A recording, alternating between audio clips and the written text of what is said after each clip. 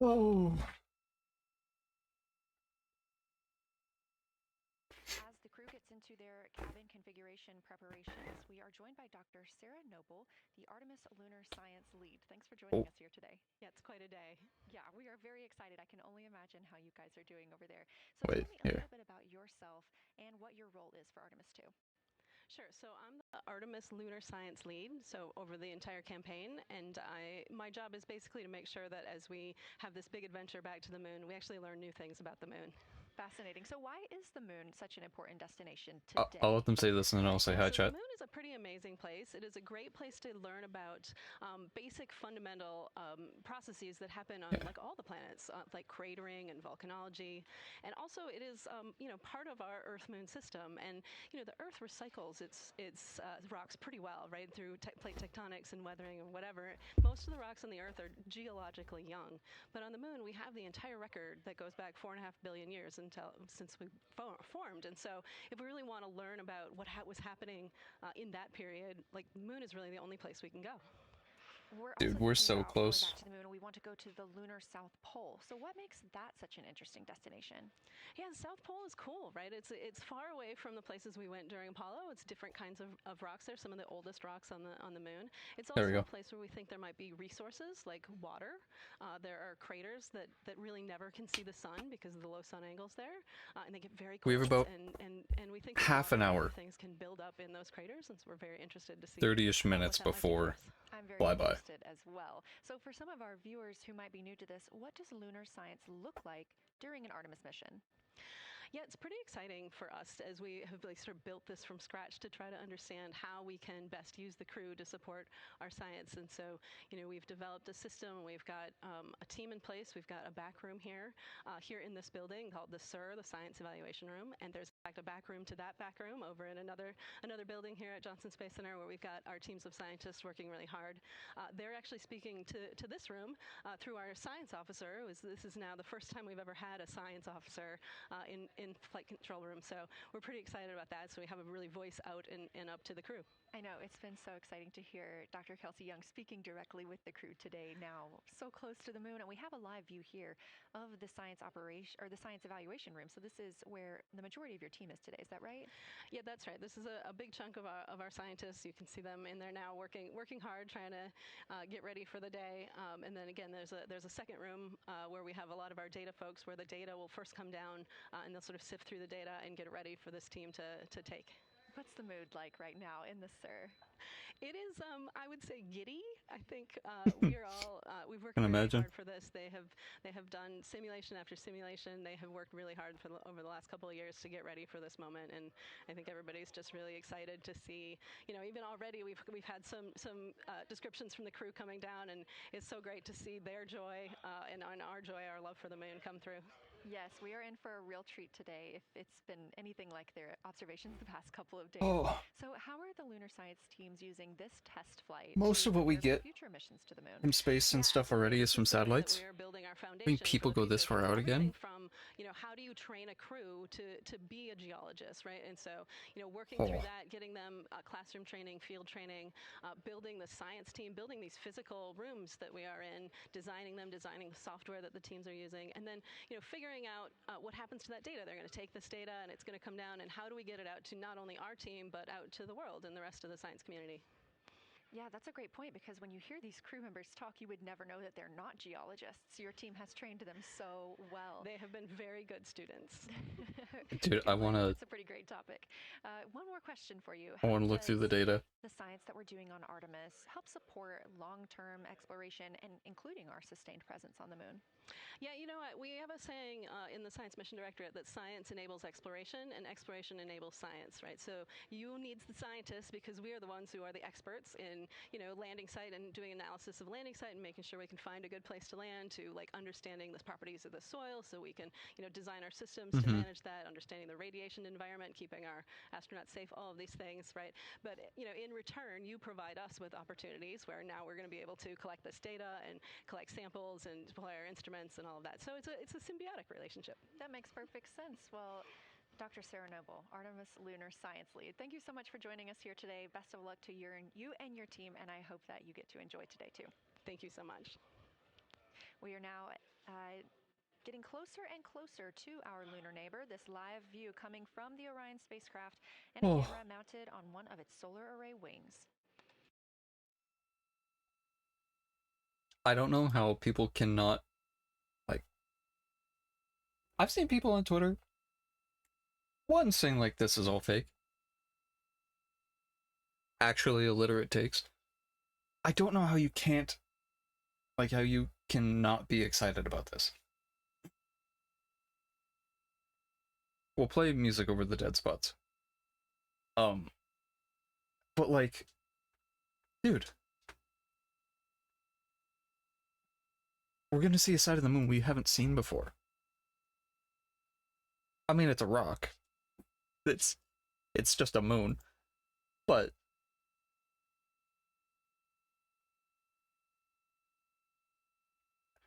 imagine seeing someone every day of your life and you only saw one side of them.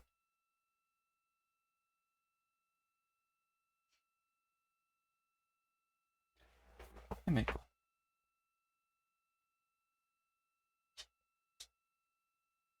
Hi. Want to see the moon? Yeah.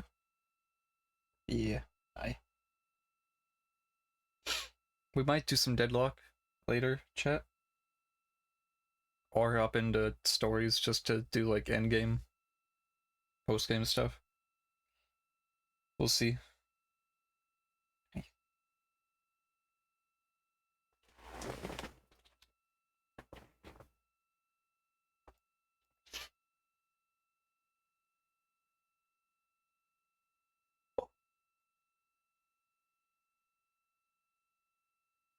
Check in. Oh.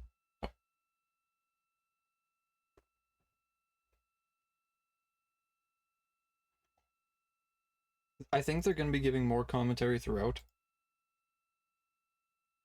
But the moon's rotating. So from what I was told, currently, oh. Houston, integrity for camera serial numbers.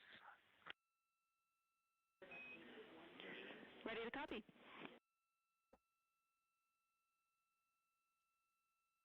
At 2. Hey Jenny, these are card numbers for the various positions. Oh.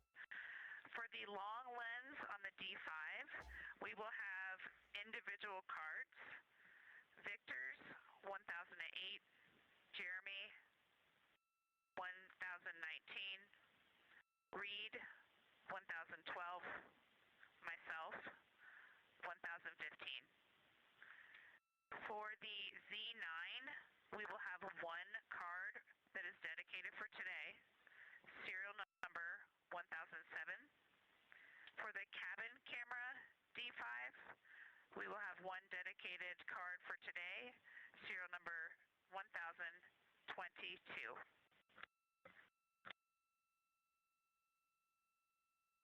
I don't know what that means, but that's cool.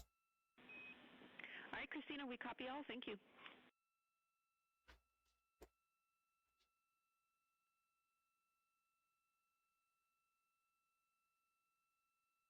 Okay.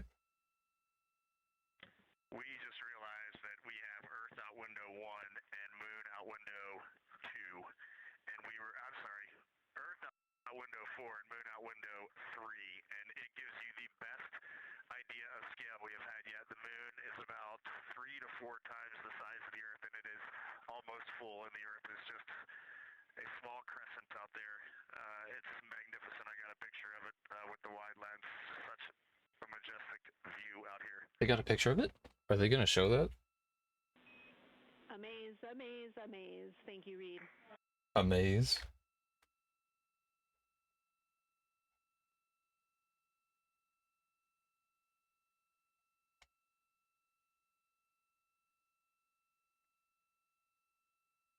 Those are some of the communications we're excited most about today. Commander Reed Wiseman calling down their view right now. Obviously a little bit different than what we can see from this solar array camera. They are looking through the windows of the Orion spacecraft, able to see at the same time Earth and the moon. Trying to see if I can find it. Also heard NASA astronaut Christina Cook calling down some of the cameras that they will be using today. The crew is in that cabin configuration portion, and we expect the lunar flyby observation period to start just about 20 minutes. 20 minutes, chat, until flyby.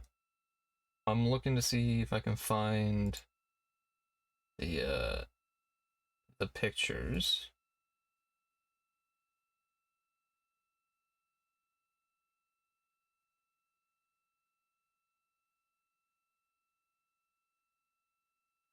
Checking in on Orion's distance and speed, they are currently traveling 1,071 miles per hour, 249,159 miles away from Earth, 11,293 miles away from the moon, and continuing to grow closer.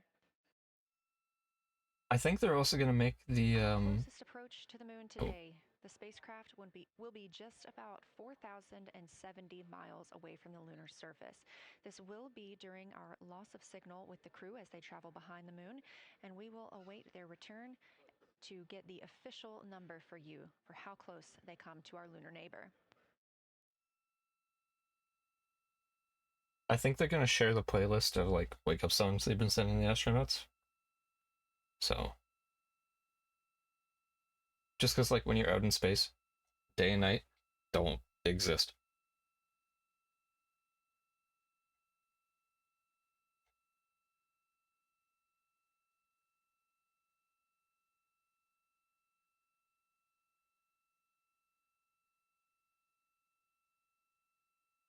That's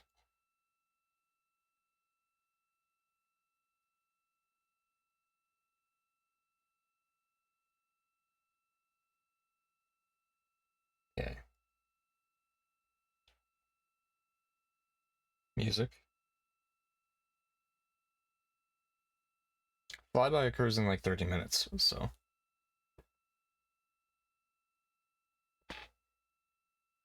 we'll probably switch the view at some point so that it's cabin today, the lunar targeting package is the primary tool guiding the crew observations and consists of two key components. what is this? The Lunar Geography Review helped the astronauts study major lunar features in advance and help learn how to orient themselves during the flyby. Because, of course, the moon is not actually labeled like it appears here when we look at this map.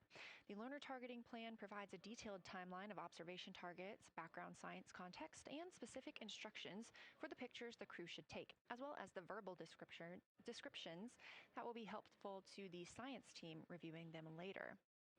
This is a screenshot from their lunar targeting package, and a screenshot specifically of that lunar. For attitude. Go ahead. Oh, we're not able. Hey Jenny, understanding we are in final attitude now for the lunar flyby, would it be possible to pitch the vehicle down 5 degrees? That would allow us to get the D5 long lens flush and have the least amount of window distortion. We're checking. Okay, 6 minutes until flyby. That call from Christina Cook, NASA astronaut and mission specialist on Artemis 2. Copy. The Orion spacecraft is positioned in a specific attitude to allow the crew to best see the moon outside of their windows today for this imaging opportunity. That call was a request for a potential attitude shift just slightly, another 5 degrees, to give them a better view and to give them a better opportunity to use their long lens camera. They'll also be using that lunar targeting package we were discussing. I am following along with that real time, so I'll be able to share with you exactly what targets the crew is looking at and when. They also trained with a lunar science passport. It's a little reference guide used on Earth to reinforce recognition of key lunar features. It is not on the flight, but it was a significant study tool for the crew to get them ready for launch. Okay. The apparent size of the moon will change throughout the flyby, and it'll appear roughly like a basketball held at arm's length at the crew's closest approach. That reinforces the need for careful planning and practiced observation techniques. Okay, so looking at their targeting plan, they have a geography review, overtime, like overview, timeline targets, whatever. They're passing by a couple basins. They're mainly going for the Oriental basin. Houston, integrity for timeline. Go Oh, ahead. oh.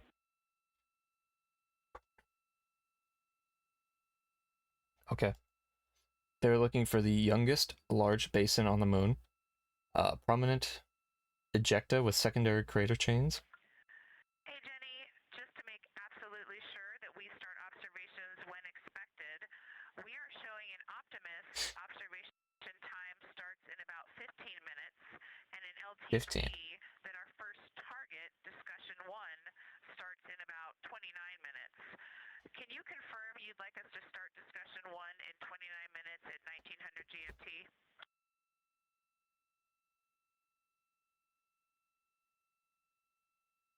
So, Christina, we are tracking that discussion 1 should start at 18:45. That's 15 minutes from now.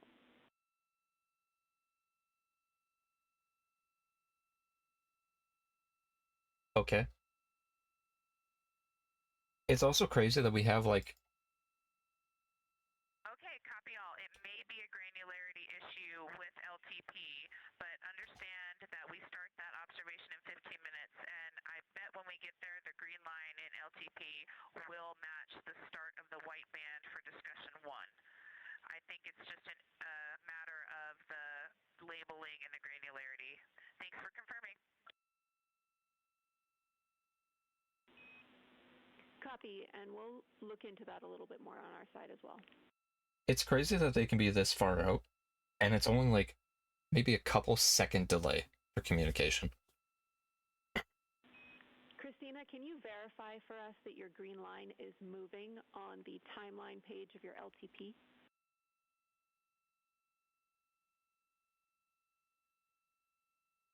Are they having Affirm. tech problems? Jenny, I do think we're good. Looking closer, I see the labels are just not aligned with start or end times of the white visible bands. It fully makes sense now, so I think we are all set. We'll look forward to starting some observations in about 13 minutes.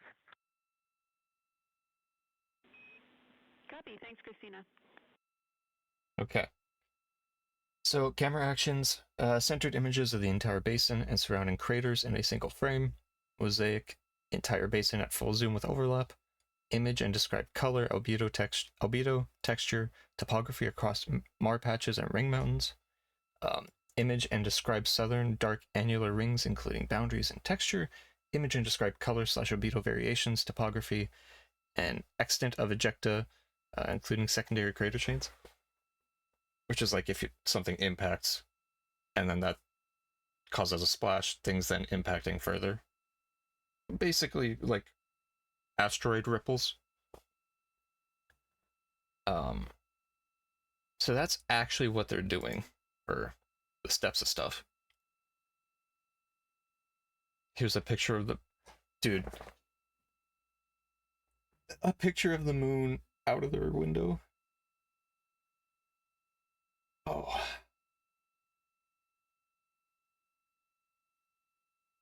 I wonder if they had to fight over like who gets to sleep by the window.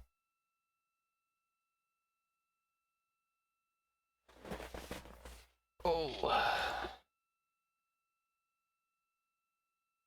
Approaching the near side of the moon, light side, Artemis 2 astronauts have surpassed the record for the distance from Earth at 156 ET, 1756 UTC.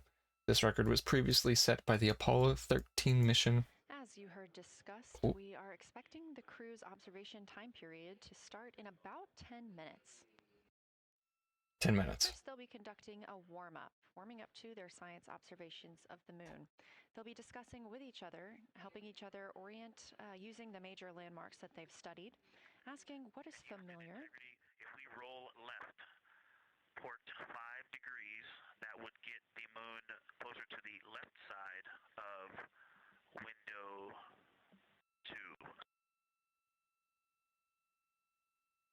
So they're just orienting the module. Copy, Victor. We'd like to know if it's pitch and roll or one or the other. So, waiting. Confirmation. Jenny, we actually thought you already put the pitch in. Had the pitch been put in already? No, we need a little while longer to talk about it. Okay. So,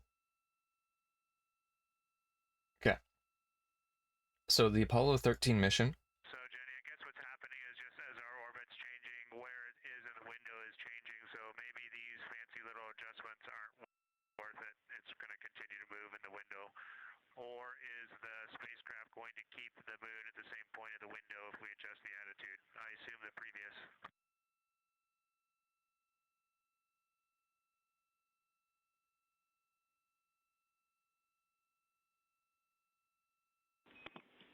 Right now, we are pointing the center of the window to the center of the moon with 2 degrees of deadpan.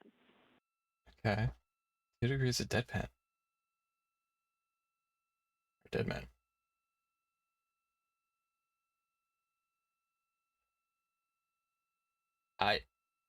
Pictures of the moon are great. I don't think you should focus on that over stabilization. It's probably fine. Apollo 13 was 250,000 miles from Earth. We are going further than that. I think closer to 300 or something was what I saw. We'll have to wait and see how close they actually get to the moon. The conversation you hear happening now between the astronauts aboard Orion and Artemis Mission Control here at Johnson Space Center in Houston, Texas. They are in the center of your screen, seated at the CAPCOM, or Capsule Communicator Console. That's Jenny Gibbons, Canadian Space Agency astronaut, and Yes. Artemis 2 backup. Another Canadian. Okay. The other thing. There's also the lead Capcom for Expedition 63 aboard the International Space Station. W. The astronauts posted these pictures of them with the Earth and like. The crew is requesting some attitude changes to the spacecraft to allow them to better image the moon, our priority for today. Of course, those have to be discussed on the ground before they are put into work aboard the spacecraft, so the team is taking some time to do so. You also heard Gibbons reference that we are in 2 deadbands. Deadbands are essentially keeping us in the lane in which we're traveling. If you're familiar with lane assist in your car, very similar in this case. I've got lane assist on the module. A couple of the astronauts posted images like this with the Earth in the background. And we are now 10,870 miles away from the moon, traveling 1,066 miles per hour and 249,390 miles away from Earth. Again, we recently surpassed the Apollo 13 distance record of farthest humans have ever traveled. And upon calling down some words during that milestone, Canadian Space Agency astronaut Jeremy Hansen noting that he hopes that this record that they are setting today is soon broken by future explorers. Dude. Oh, okay. Look at this.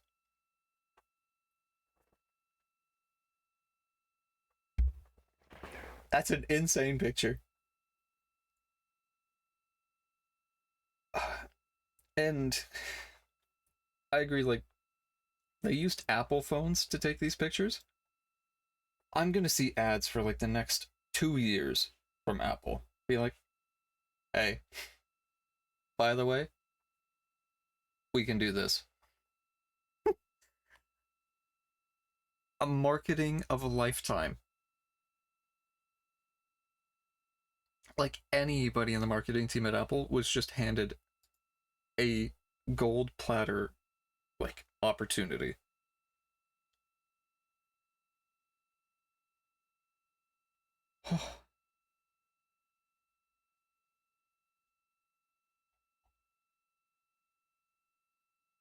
Also, yeah, another marketing thing of just they put Nutella just floating around.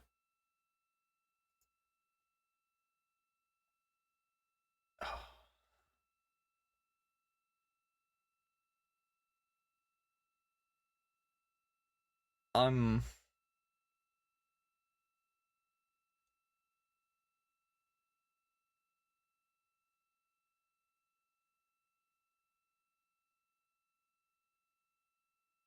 This is crazy. Yeah, we'll put music back on.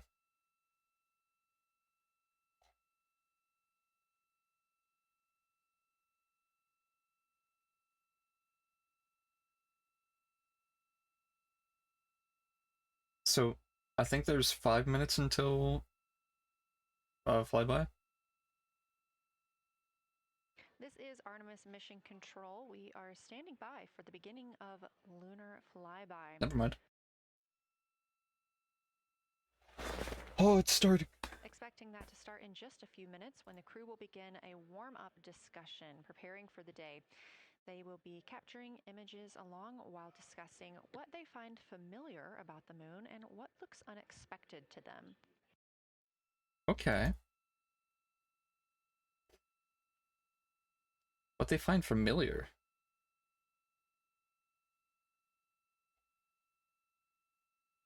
Interesting.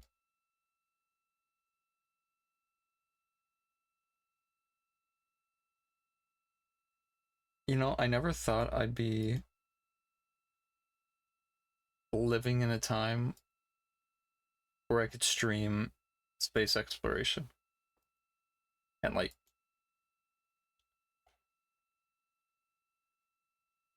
dude, the privilege to live during a time where I get to watch people see a side of the moon that we've never seen before.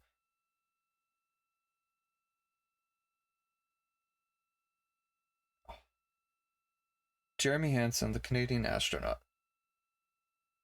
When he was made an Again, just astronaut, minutes away from the official start of lunar flyby, or when it is timelined for the crew.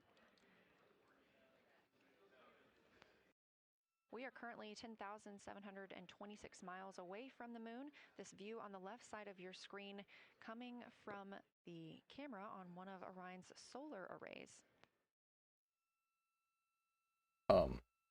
over a decade ago, he came into my classroom when I was younger to talk about like space and stuff.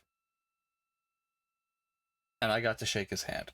And now to see that person who was just like training, whatever, preparing for a mission like this, to see that he's in space. Other conversation points while the crew are Surreal. getting ready for their flyby today. They'll be looking to orient themselves using major landmarks and annotating their observations along with their discussion. They'll have 10 minutes for that warm-up discussion.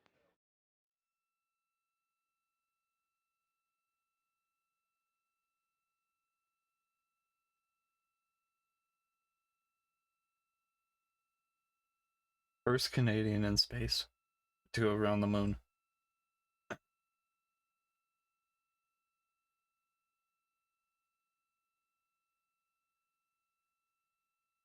I don't know if they're going to talk again, so I'm holding off on starting music. Like, just, oh. Chat, it's going to be a Monday, and Monday, we're probably going to just chill out most of the day.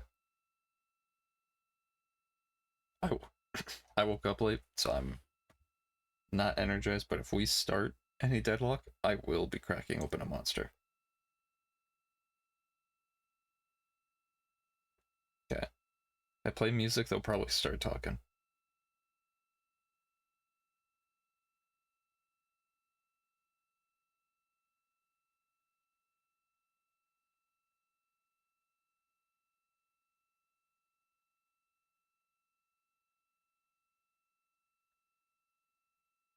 Couple more minutes.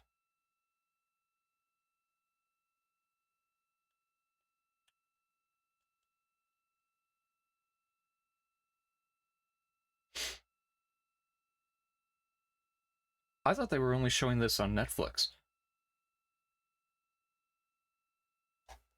The fact you're just putting it on, like, on Twitch also is, well, Houston Integrity. We have two folks at the window deep in discussion talking about all of the awesome features that they're seeing. We just had a huge moment realizing that Hertzsprung is about the same size as our incredible Oriental. We're really excited about this target that's kind of new to us. We're orienting on things like how we talk about albedo, finding some of the prevalent things that we're used to from all of our training, and just overall taking in this view.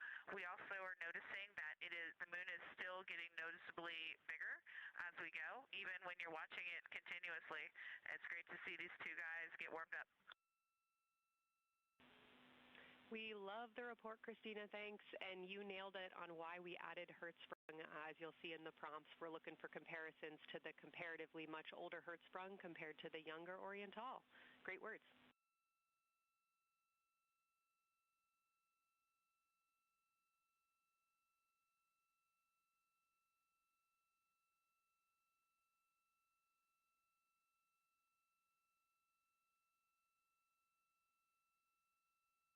This is Artemis Mission Control. That was the voice of Dr. Kelsey Young speaking with the astronauts aboard Orion as they begin their observation period and lunar flyby.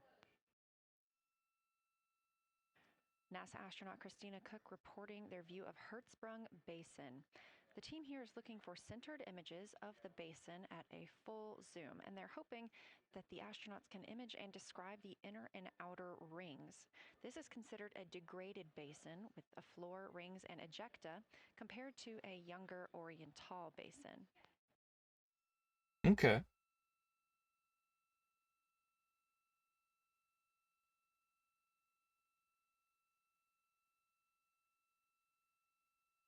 We talked.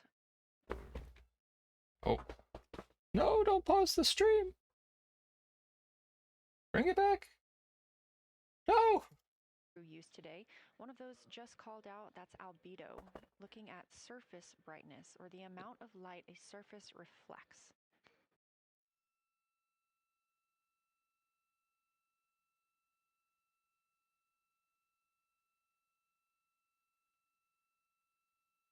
Am I able to jump to live? Here, we'll reload it. It's just buzzing in the background. That's great.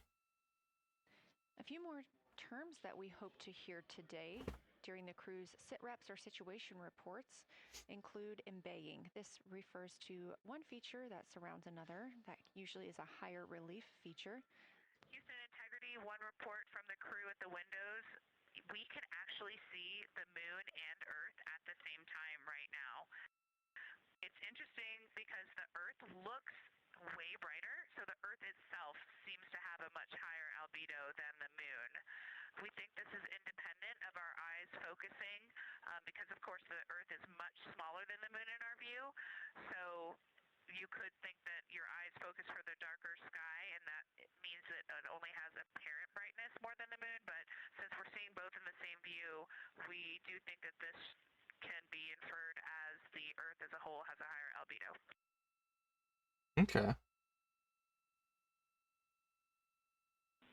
Great observation, Christina, and reminder that as you're starting to look for those subtle color and albedo variations on the moon, the relatively bright albedo Earth might make those a little bit difficult, but as your eyes continue to adjust, we expect you to start to see more nuance on the moon. Thanks.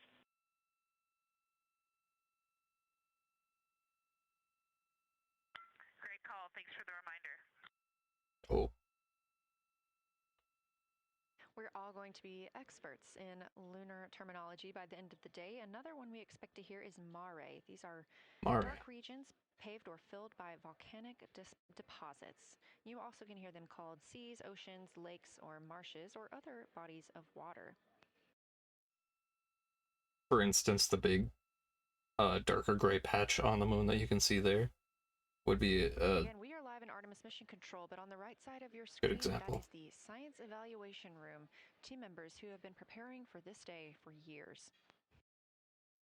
The crew has significantly darkened the cabin of Orion.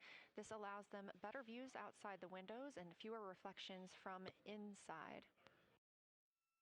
They reported being able to see the moon and the Earth out the same window at this time. We are really hopeful to get those photos.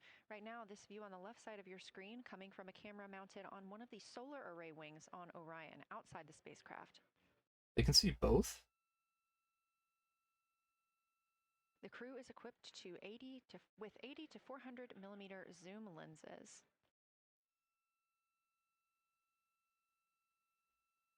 Okay.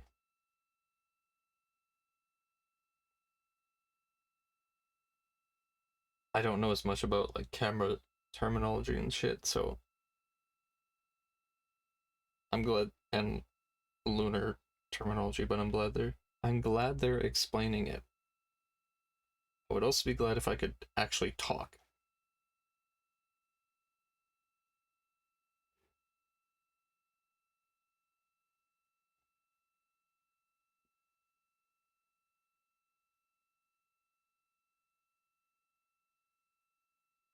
Dude, I made chili, or I started like making chili this morning. And I can smell it cooking now, and it's just making me hungry.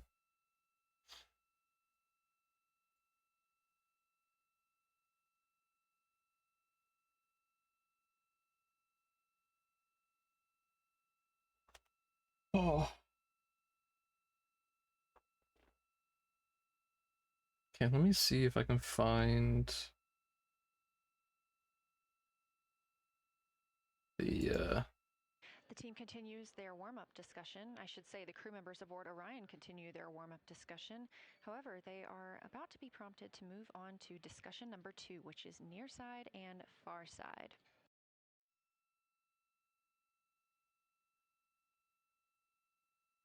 Some of the things that they are looking to capture, the ground has prompted them to photograph anything that stands out to them and to compare the near side versus the far side mare in color, albedo, topography, and texture. They also want the crew to compare the appearance of rayed craters in the near side mare versus in the far side highlands. Of course, a reminder that some of the items that the crew, or some of the landmarks the crew are seeing today, is the first time that humans have ever laid eyes on those portions of the moon. oh.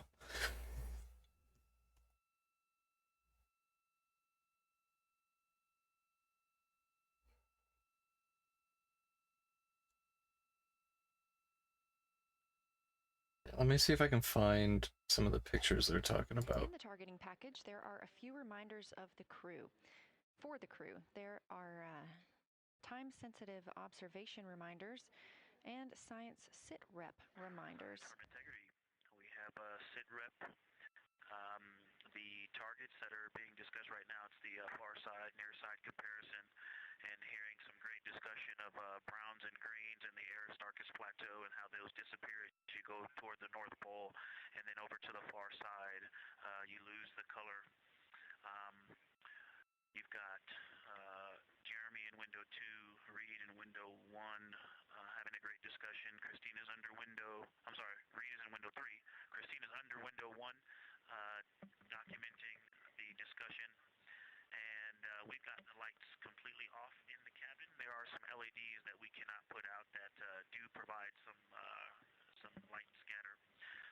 But we have all of the internal lights off. And are letting our eyes adjust as best we can. The window 4 view, you only get about a third of the moon. Tycho is going to go over the horizon soon, and you can see Aristarchus, and then you start to lose the view as you go to the west in Oceanus and Procellarum. So far, the team is on the plan, and the long lens is being put to good use, and recordings are being made, and internal documentation of the configuration and the observations is ongoing. questions for us at this time. Integrity Science. Victor, very glad that you provided the first formal science sitrep, as these were indeed your idea. One follow-up question, any relationship between those browns and greens you described? Do you see them blending into one another, and do you see any topography associated with either color?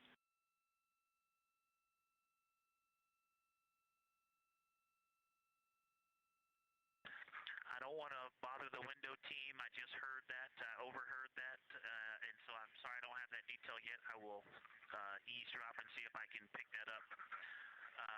I will try to answer that at some point. I also heard a comparison of the albedo in Aristarchus, that crater, the very high albedo spot. You can see it on the near side. There is a feature called, I believe, Burgess Alpha, that is equally or maybe higher albedo.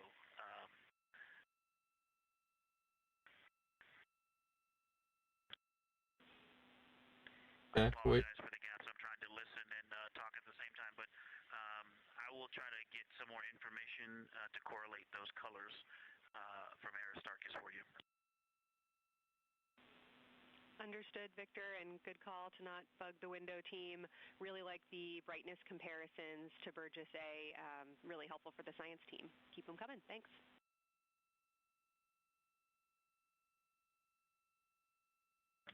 I also heard a discussion about the albedo of Grimaldi being a 10, and how many of us, when we were a little further away, saw that as the darkest albedo, and that the bigger Mare off to the to the east was still dark, but maybe a 7-8. We still think that, but you are seeing color variation, albedo variation inside of Grimaldi as well, and that even on the west side there's still a very dark part of it. But it is still the darkest. It is just not as uniform as it looked when we were farther away. We're starting to differentiate the striations of albedo inside of Grimaldi. Copy all, Victor, and you read our mind. Superlatives like darkest, biggest are really, really helpful for us, so keep those coming. Yeah.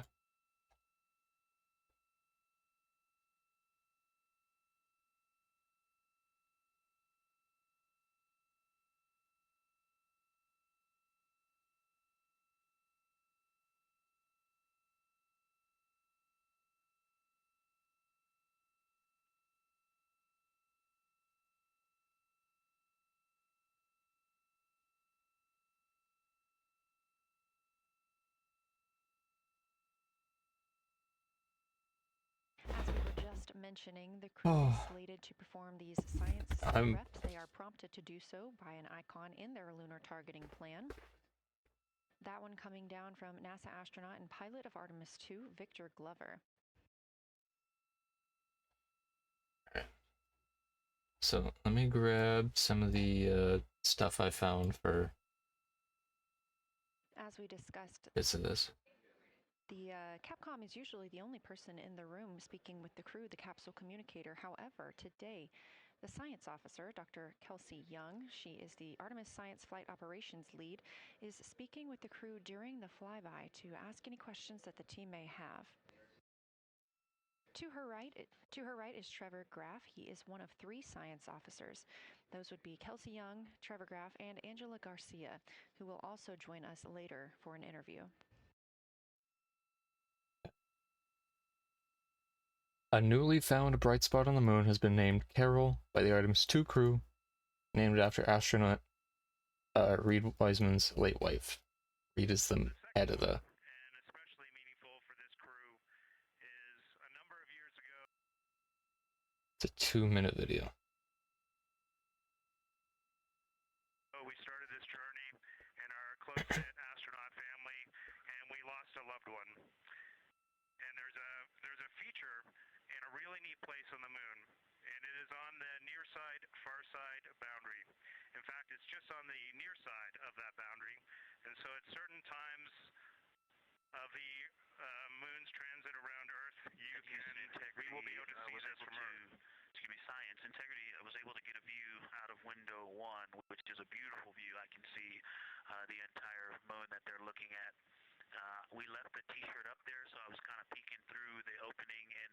makeshift shroud there. And once I was able to get two eyes on it, what jumped out at me was Vavilov. It's just peeking out of the Terminator. It's clear of the Terminator now, but it just really jumps out because it's still got the low light, the low sun angle.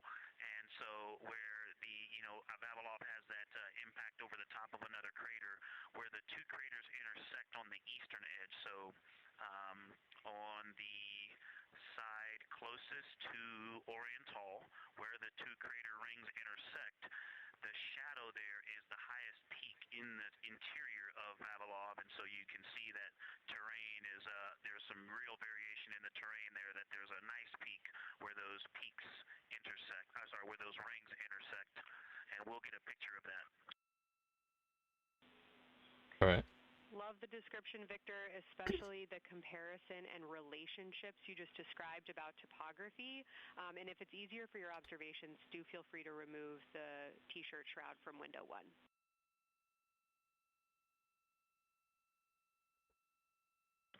Yeah, absolutely, we will do. Thank you. Okay. And so we lost a loved one. Her name was Carol. The spouse of Reed, the mother of Katie and Ellie. And if you want to find this one, you look at Glushko. Those calls coming from NASA astronaut Victor Glover. As we discussed, the crew is working in pairs at the windows. Right now, taking photos are Commander Reed Wiseman and Mission Specialist Jeremy Hansen. Serving as their support team are pilot Victor Glover and Mission Specialist Christina Cook. You're hearing those calls from Victor Glover as he is on that support team, and he is tasked with providing the science sit reps, while the two crew photographing and making annotations of the moon are in Windows 2 and 3. Windows 1 and 4 are available for the support crew to fly up to, obviously look at the moon themselves, and provide these science situational reports. To the northwest of that. The view on your screen is part of the lunar targeting Okay, package. we're just not going The to... crew can reference as they are flying by, but this is an animation.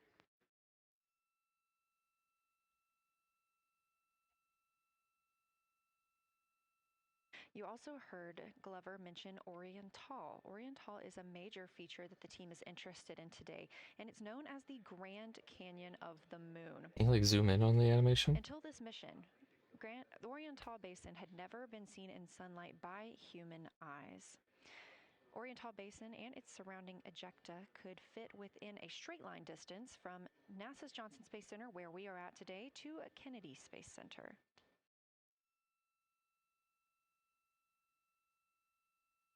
Okay. Yeah, from the cabin of Integrity here, as we surpass the furthest distance humans have This a live view So in that's... Artemis Mission Control in Houston, Texas, where the teams are monitoring all systems, not just for today's flyby, but on the spacecraft themselves. Again, this is a test flight, our very first flight of humans on the Orion spacecraft. This team has been this team has been monitoring the entire time of the mission, as well as we have been live the entirety of the mission, and we will be continuing to do so all the way through splashdown and crew recovery from the Pacific.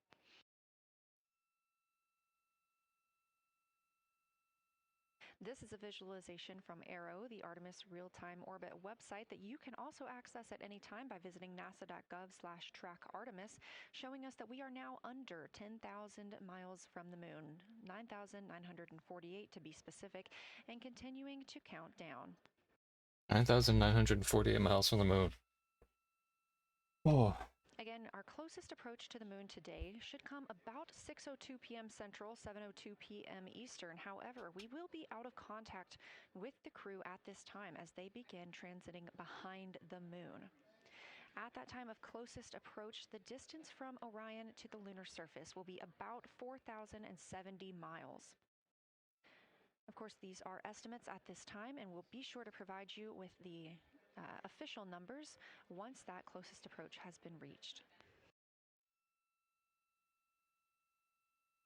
So once we hit that kind of period where we're starting to go behind the moon and they start cutting off communication and stuff, we'll switch over This to shot live inside the Orion spacecraft, where a game or 4 something. crew members are continuing with their lunar flyby activities.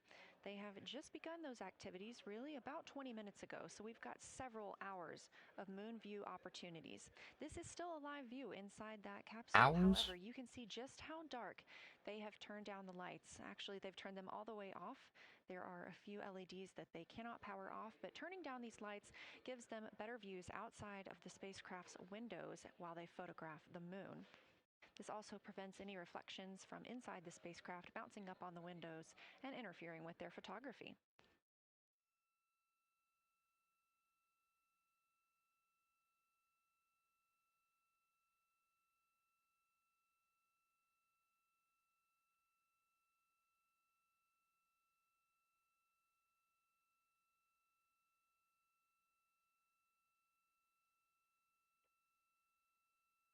Nice, good view. It's just nothing.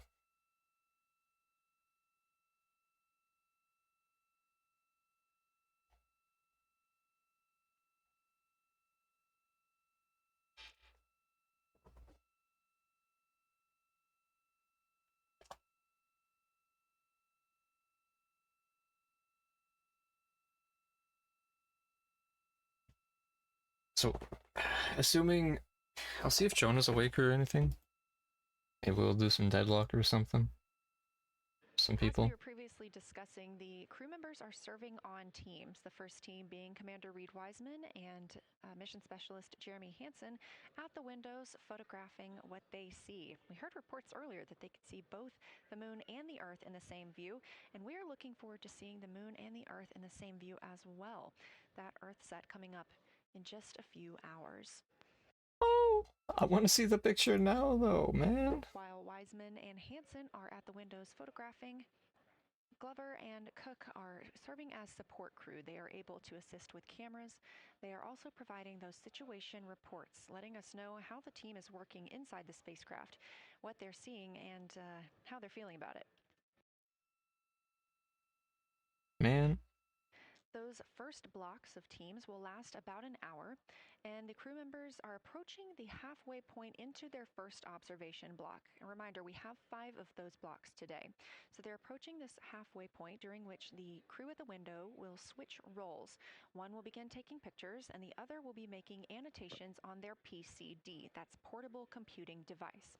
Both of those crew members at the windows are recording audio of what they see. They are putting on headsets and recording audio into their portable computing devices. Obviously, we are not hearing this right now. This is going to be sent down to the science team, and they will be able to analyze that at a later time. What we are hearing, though, and will continue to hear, are those science sit reps a few times every block. Once this block is complete, about 40 minutes from now, we will have the teams switch. That means pilot Victor Glover and Science integrity, looking out of window 1. I think I may have misreported earlier saying that it was Tycho going over the horizon. That was Copernicus I was referring to. Apologies. It was Copernicus is what is farthest bounding to the east, and that is now like on the horizon or just past it. And Korolev is now a few degrees from going over the horizon. And then, next it'll be Aristarchus Plateau. And so on the west, we are getting a much better view of the Terminator. It looks like we have about 80% illumination of the moon. And Vavilov and 1 Vavilov diameter to the west is where the Terminator is right now. And so other features are starting to peek out there.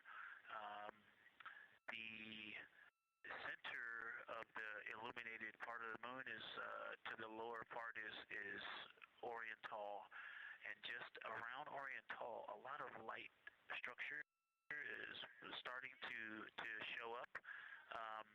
A lot of high albedo, similar to the feature I cannot remember, Burgess Alpha and Aristarchus type high albedo in the ring. So when you look at the interior ring and the external ring, it's almost as if the edges are starting to dry up and turn white. If it was something that was wet and got dry, the edges would be the part to dry first.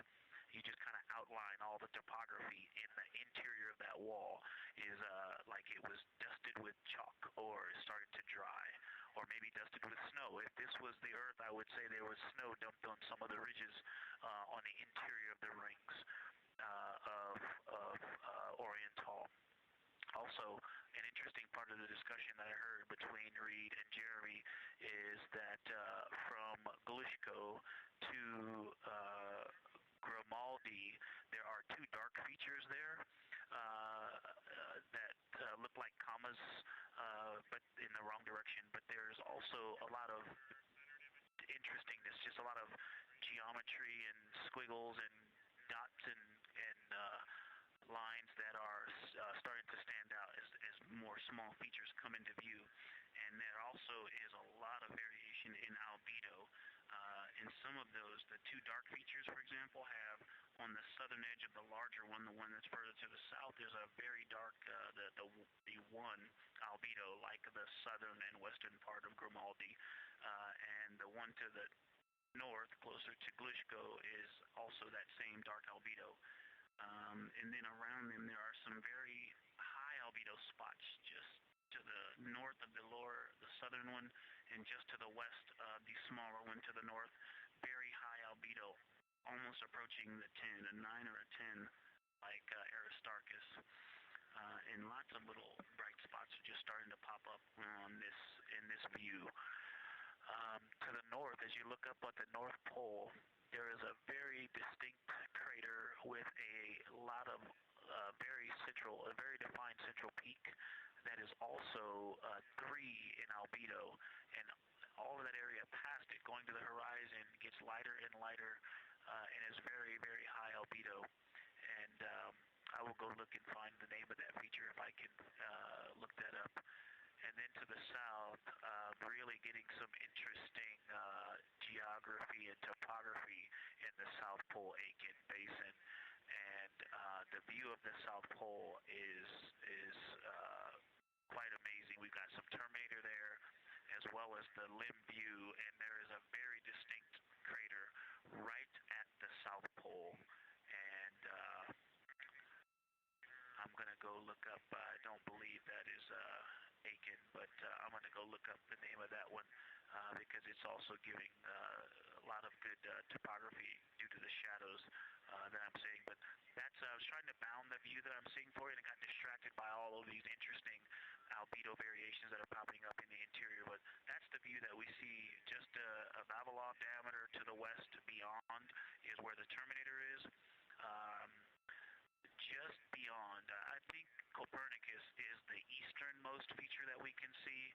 A very nice ringed, very nice structure crater to the north with a great high albedo central uplift to the north, and the south is dotted by a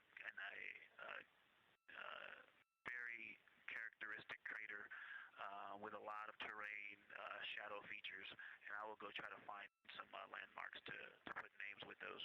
Any questions for the observation team? Integrity Science, love the descriptions. You're definitely looking odd up there. Appreciate seeing the training being implemented. Especially interested in your descriptions of the dark patches. You compared the comma-looking features to the albedo you see in Grimaldi and noticed that you're starting to see those color differences popping out.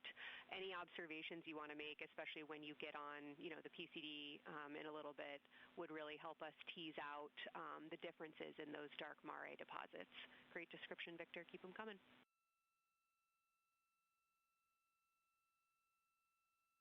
Absolutely will do, and I know you've got descriptions on both of the window observers right now as well. Keep them coming.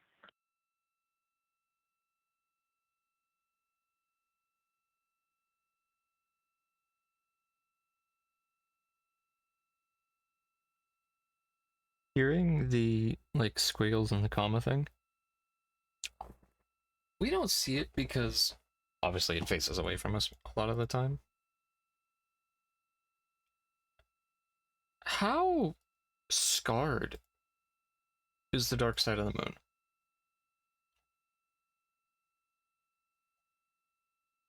It's gotta be crazy.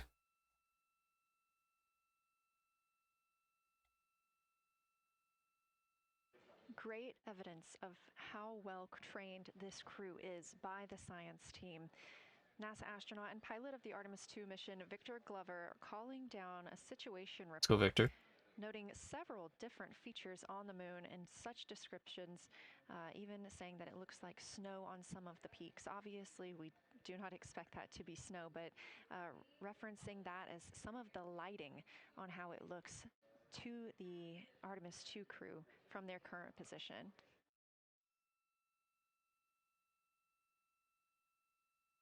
There's.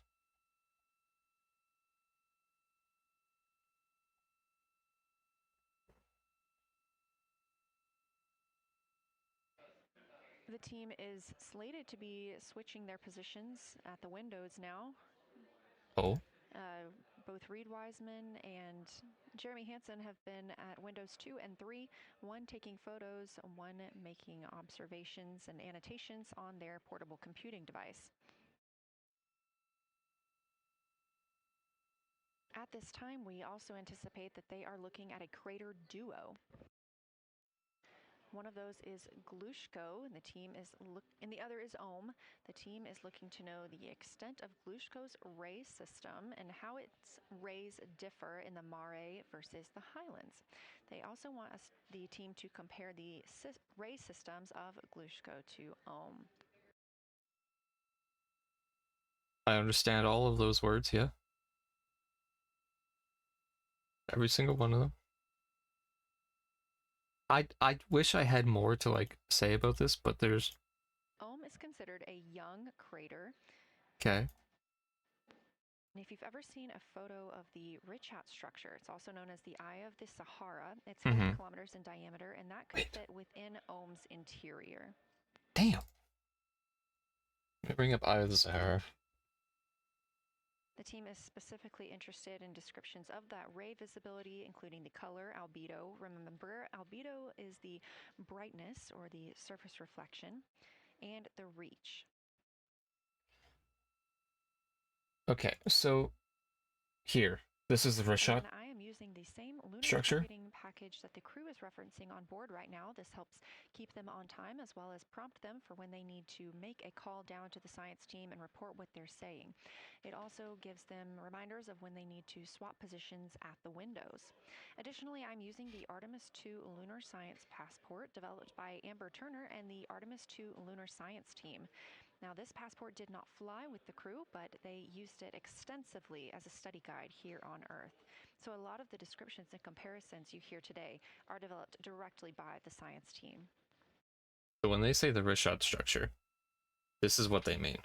This we are now 4 structure days, right here. 20 hours and 43 minutes. Science integrity, that crater to the north, that is, it's like we've got one in the north that looks like just a textbook crater, and one on the South Pole as well.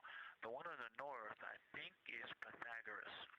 And what I wanted to highlight about that is it is either a very distinct central uplift or just a very defined area of high albedo.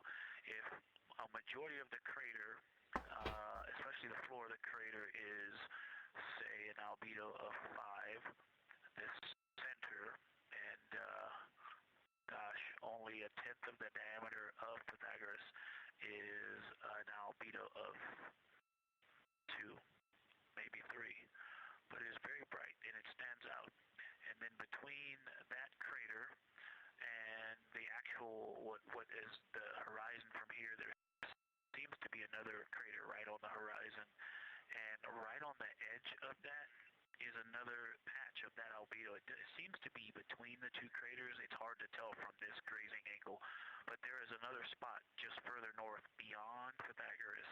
Between the two, I can draw a picture of this one and show you where that very high albedo, again another 2 albedo surrounded by 5 and most of the area bounding it.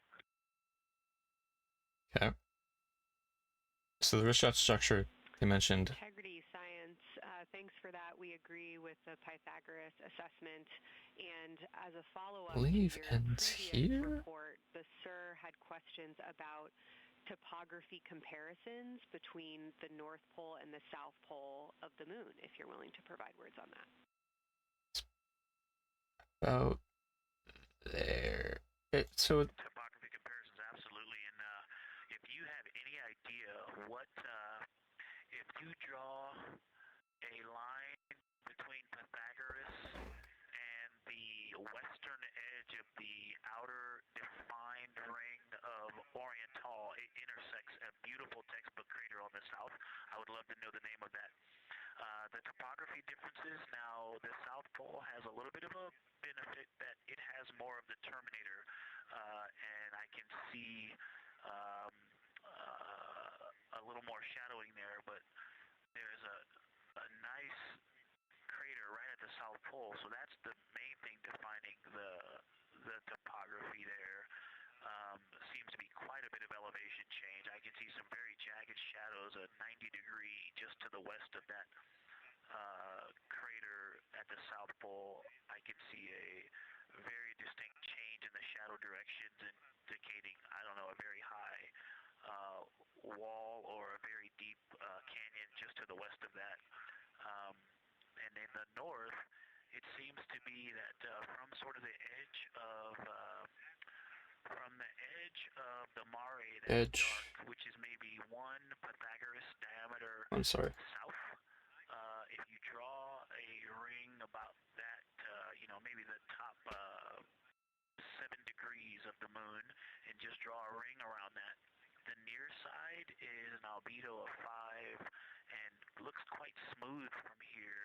And then along the same edge of the Mare, the edge of the Mare that kind of Grimaldi's just outside of, Glushko is just outside of, Carroll Crater is just outside of, and you start to see the stark differences between the darker 7/8 and the 5s and 6s, the 4s and 5s. If you follow that line up to the north, that line is also where the change in topography happens at the North Pole.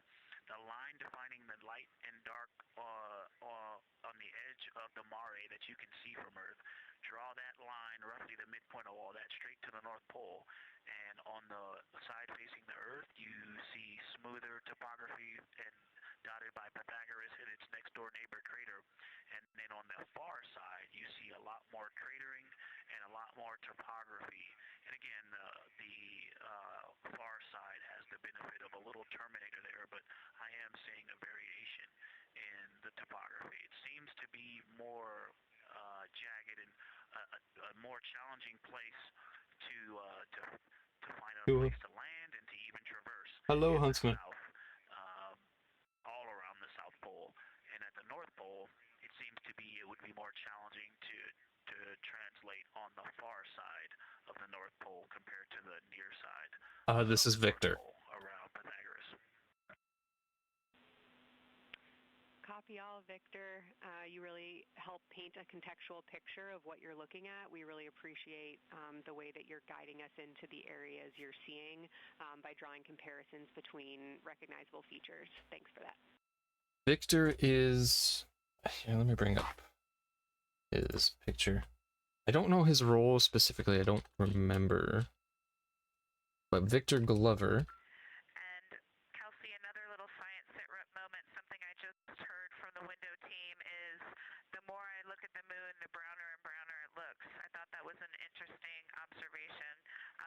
The two observers have been on timeline, no hardware issues. They did start to talk a little bit about another feature that you'll hear more about on the recordings that they call the handprint.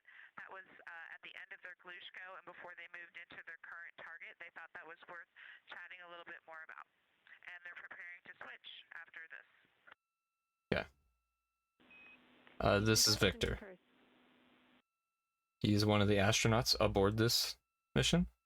I believe he's the engineer for this mission? Houston Science, actually Houston and Science Integrity, another just observation from the human.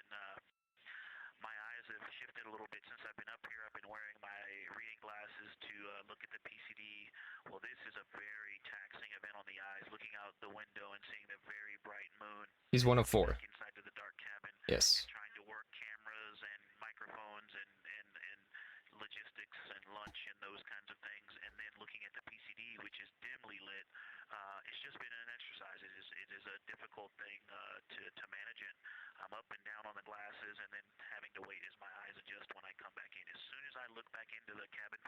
looking Oh, out he's the the window, pilot. I can feel my eyes adjusting, and it just have to work through it as they adjust. So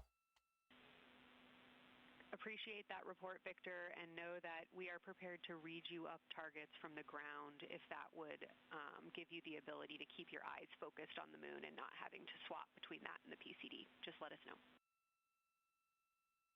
do you not need to wait like 40 minutes till you receive the voice thingy? No, there's only like I think it's a 2 to 3 second delay. Yeah, we appreciate that, science, and we will also do that for the window teams, and we'll back each other up that way as well. But we appreciate that. We may take you up on that. Thanks. So the shot with the moon on the left side is live. And communication, Continued I think detailed descriptions from the Artemis 2 crew aboard Orion. it's 3 seconds for a Again, delay. this is a test flight, the first time we've flown humans aboard this spacecraft. So every detail, even that it's difficult to look outside the window and then back at the PCD, that portable computing device, every single detail is appreciated as we prepare for future missions. Glover also mentioned that he is now wearing his glasses now that he's in space and that his eyes have shifted a bit. This is something that happens when our astronauts go to space. There is a fluid shift from the lower half of your body up into your head, and that can cause changes in your eyes. It's something that we have seen over time for some crew members, especially now that we have been living I'll draw it out. on the International Space Station for over 25 years. We're gonna lose communication with them for about Again, it's clear that these 6 Artemis hours. 2 astronauts have undergone extensive lunar science training, including classroom instruction, fieldwork, and high-fidelity simulations. Training expeditions even took place in analog environments like the Icelandic highlands and the Kemasassen impact crater in Labrador, where crews practiced identifying and describing geologic features under varying conditions. So here. So they're coming up this way, right? Or they're going around. Additionally, here at Johnson Space Center, Orion mock-ups were used to rehearse crew choreography. Thank you for the follow. Including three-dimensional space management with an inflatable moon globe to simulate the flyby. And while on Earth, the crew also used that small lunar passport that I mentioned with descriptions, photos, and prompts to help them study the features we hope they'll see.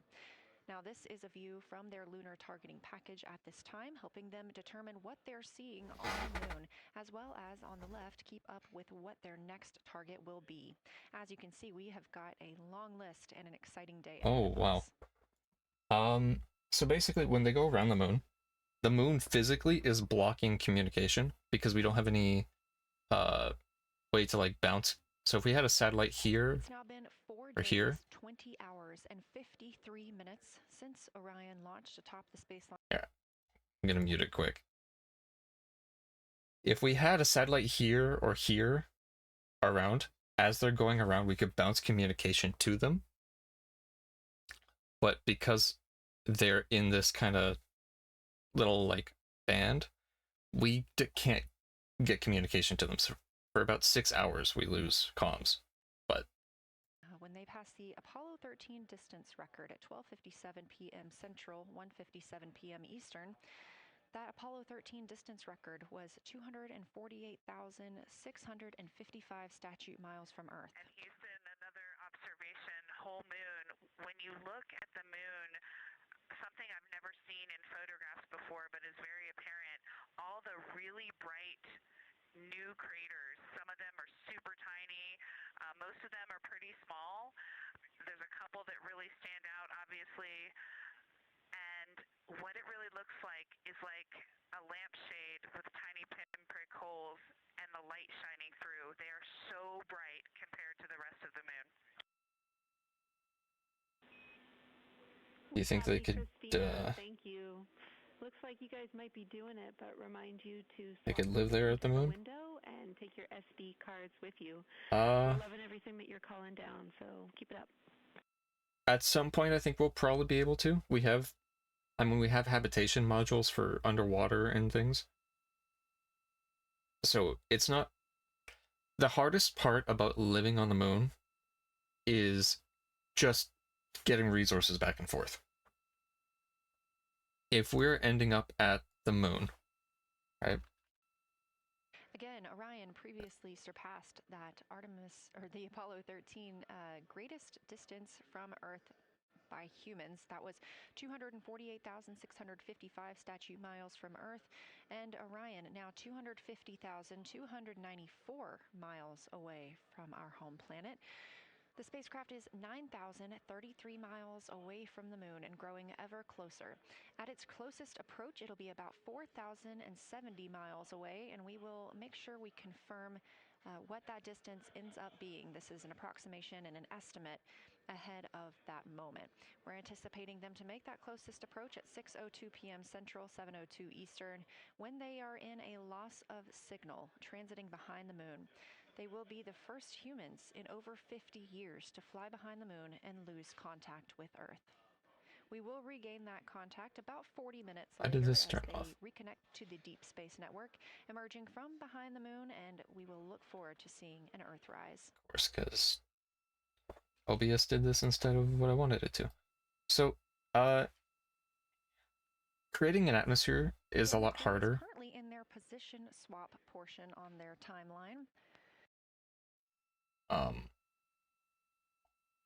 Create an atmosphere across the whole lunar body would be hard. This allows but crew members the opportunity and the experience of all roles necessary during today's flyby. Yeah, they're gonna switch. Right now, so when you have creating an atmosphere is a lot harder because you need a whole lot of more. You need a lot of terraforming and stuff like plants and whatever else. But for how do you make an atmosphere? Our atmosphere is contained by gravity and by us. To dumb everything down, so it's like the simplest explanation, because we are spinning, we have the mantle, we have the core of the planet, and gravity, we contain our atmosphere. And it's not that there isn't an atmosphere on the moon. The moon does have an atmosphere. It's just that it's thinner. So as you get water and plants and stuff to build it up, it just takes a lot more work that I don't think we have that part yet. However, we do have the ability to create habitation modules. So like this, if we find a crater or a cave that we can kind of section off or build a thing into. So let's say there's a cave, right? Has a bit of an underground. We can put basically a porthole or something here that would shield us from some of the radiation and some of the impacts of stuff continuing to hit the moon. And then in this kind of cave, we can create a livable zone where we can do irrigation for food, ice and other minerals and stuff we find we can use to keep building. It's like Minecraft. If you build into a mountain, you kind of just have infinite space, and you don't need to spend as many resources as you do if you're building like up here, where you need to build something and then build protection for it. Here, underground, it's a little easier to control stuff. We've found ice and crystals and stuff. We haven't found any liquid water because of the temperatures and everything. It's the same for Mars and stuff. An observation or a little bit of descriptive nature on something that we saw on the first day we had. They discovered something. This was when we saw more of the near side, and the ground helped me out with identifying Mare Imbrium. Mare Imbrium, when you have the western limb also in view, looks completely different than the normal view we have of the near side. It is the most striking feature of the western limb view that we had, and the mountain chains that form its eastern side are very prominent, but they actually stand out more than I'm used to seeing even on the western side, and the whole thing just feels like a big bump.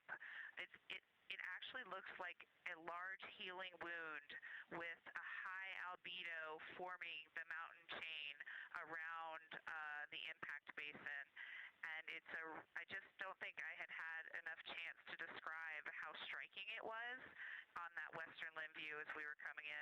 days ago.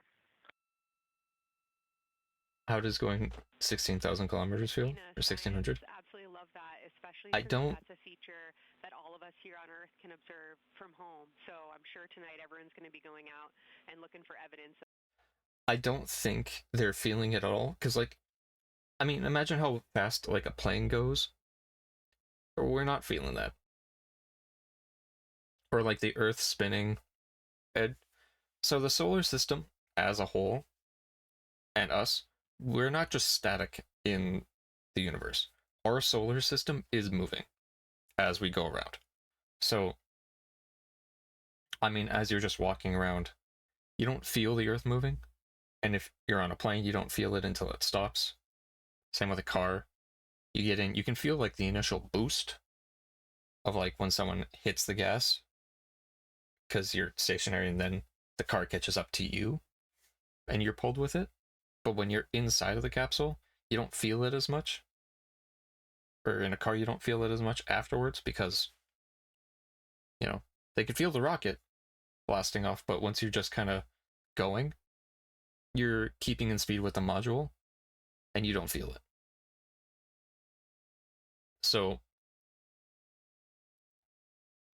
I think in, what is it, an hour or something, they're gonna be close to the drop-off zone for communication. They're not talking right now, so.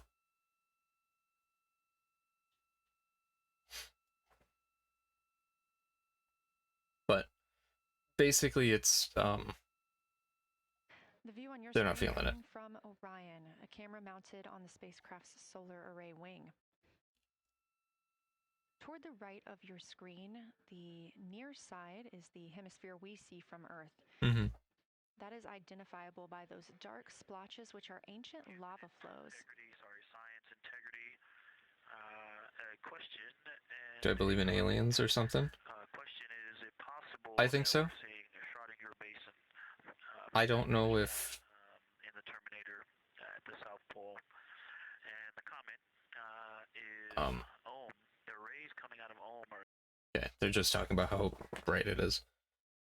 If there's aliens on another planet, there are other planets that we've deemed as habitable, and we've found bacteria on the moon, on Mars samples, bacteria on asteroids, comets, and stuff that enter into our orbit and crash, and like the debris. So on a base level of like bacterial life, it exists. There's aliens. But I can't imagine that the way life has formed, that if there's bacteria, it has grown and changed over time on other planets to function in livable conditions. That if something is habitable to us, it's habitable. A planet that may not be habitable to us is habitable to someone else, right? It's I mean, we can't live underwater, but fish are fine, right? You know, so that idea of like different environmental factors, I imagine apply to planets. So there's probably something. I don't know if they got spaceships. It might just be like dinosaurs on another planet. I don't know. But I find it hard to believe there isn't something.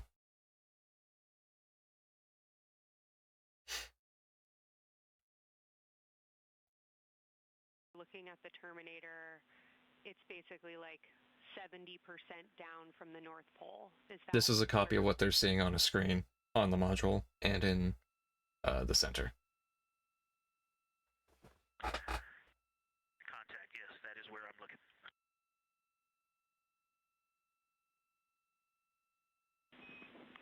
Integrity Houston, that is an enabled caution for wastewater dump required. We have hit our limit.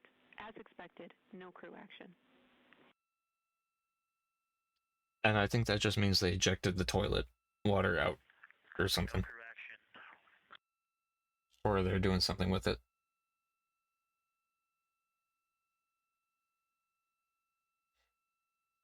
You are. And integrity science, we're trying to figure out what you're looking at there. Is it like right on the terminator, or is it in the eliminated portion next to the terminator?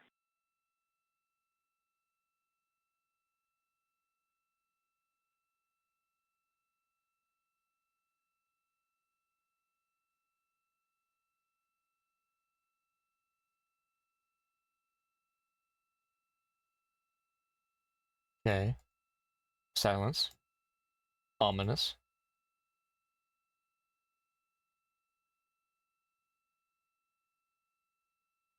While we wait for a response from the crew, the terminator is that difference between day and night, or brightness and darkness, that you see on the moon. It's a good explanation. We see this from the International Space Station as well, looking down at Earth. And science from integrity, excuse my space orientation adaptation.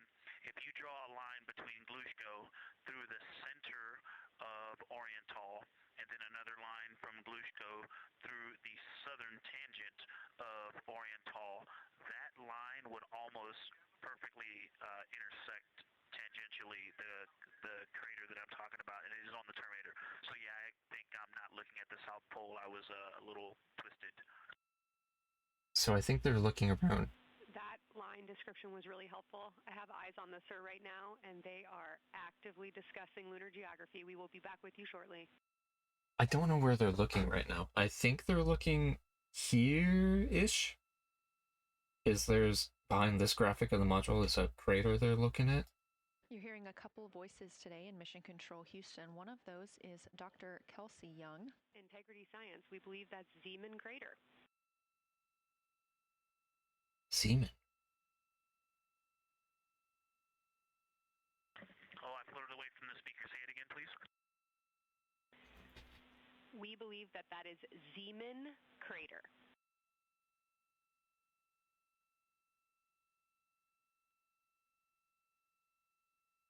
Zeeman. Okay, and can you say the first letter? I may be pronouncing that wrong. What's the first letter of that word? Z. Z. Zulu. It's Zeeman. Zeeman. Copy. Thank you for that. Yes, we've got a great view of that. And when I went back to the window just now, the view has completely changed. Our trajectory. Why do I think humanity will end on Earth? A new view, and I'm looking more into Babalov. I've got a nice, great view into Babalov. I'm actually away from the window right now, so I'm going to go try to give you some bounding words on the view that we're seeing. But I've got to get back to a window in a minute. I don't know if I could give an answer to that. New views of the moon in more ways than one. Zeeman Crater, this is the one they're looking at right now. So it looks like a larger crater with several ones chained around. I think the only way... Again, when you hear calls down to science or from science, that's Dr. Kelsey Young. Are we safe for another 100 years? Operations lead here at a console in Mission Control. You also hear communications with the crew from Canadian Space Agency astronaut Jenny Gibbons. Let's go, Jenny. Capcom for today. She is a backup Artemis II crew member. So...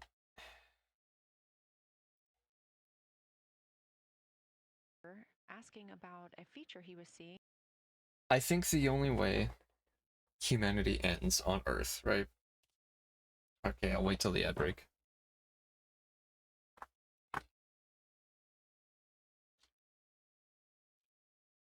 That's after ads. I'll say it for the ads also.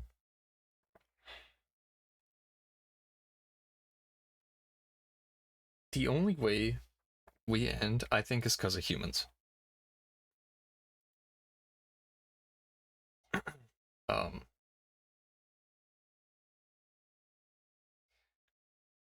Even like ecologically, if there's a disaster, it's something we've ended up creating.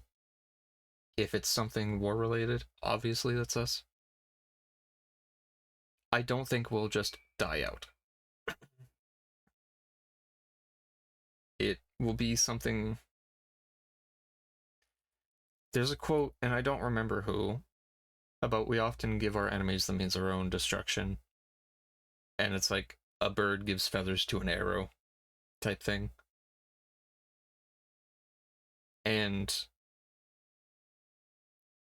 I think that's probably what it'll be with us.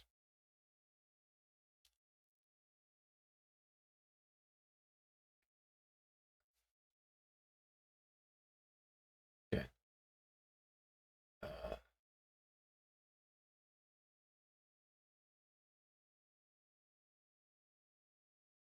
Okay. I think ads are done.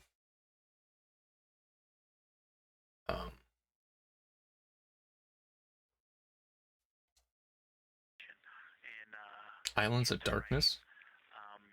Never had ads? Oh, okay. Very nice double crater. It looks like a snowman sitting there. I can't always tell who gets ads and who doesn't, which is finicky. In the Terminator, and then on the southern edge, there's almost like a hole, and it's the diameter of Vavilov size, just blackness, and then So it's a deep crater. right, and then it goes back to the black beyond the Terminator. So there's just it looks like there's just a gigantic hole right there, one Vavilov diameter east of the Terminator. And as you go south, the Terminator is not a nice smooth arc. It's just jagged. There's almost a 110-degree turn in the shadow as opposed to the nice smooth arc, again indicating some really interesting variations. And I'm sure we'll get some photos of that. And then one of the craters further to the south of Vavilov, maybe halfway down to the South Pole, is not only looks like just a deep hole, and then there's like two island rays pointing off to the west and north that indicate very high ridges and very deep canyons coming up out of that crater. So again, just some really interesting visual illusions going on with the shadows there. Like I said, there look to be islands out beyond the Terminator. Okay. Some of the things, maybe even a Vavilov diameter into the Terminator are catching sunlight on the peaks up to the north and to the south. It's very, very interesting to see. I think so. Integrity science. Oh my gosh, that But was an amazing picture you just painted. I glanced over at the SIR video. yeah. So most of the satellites we have communication with that are going out, it's mainly just the satellite sending back stuff. We're not really communicating with it, to my knowledge. For your question before, do I think humanity will end on Earth? Not unless it's by us. And a quote that I don't remember where it's from, and I wish I did, or who said it, is, we give our enemies the means of our own destruction. From the idea of like a bird gives its feathers to an arrow that's used to hunt it. Humanity, I think, only ends if it's humanity going to war and like we just mess it up ourselves, or if it's like an ecological disaster, which I would say is also still us. We wanted something that affected the weather, climate change type thing, or pollution, something that we have done. I don't think we end without it being our fault. But I think we're good for another 100 years as long as someone doesn't do something stupid and just nuke everybody. If we don't hit Fallout and just end up going that route, I think we're good.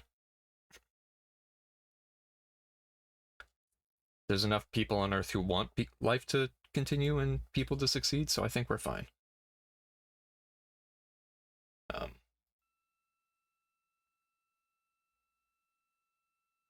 But contact for satellites going out, I think we still get pictures of like distant systems and stuff and planets.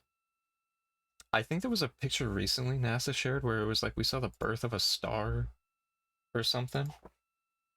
As you heard, science. Go for the vehicle system update. I think it was from Hubble. Howdy, Reed. We don't have much for you. We just wanted to let you know that toilet right now is no-go for use as we stick with the predetermined limit for now. All crew members, please use CCUs.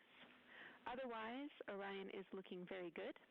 And you have 15 minutes in this handover time where we expect Victor and Christina to switch to the windows and you and Jeremy to be in the cabin assisting. Let us know if you have any questions. So here,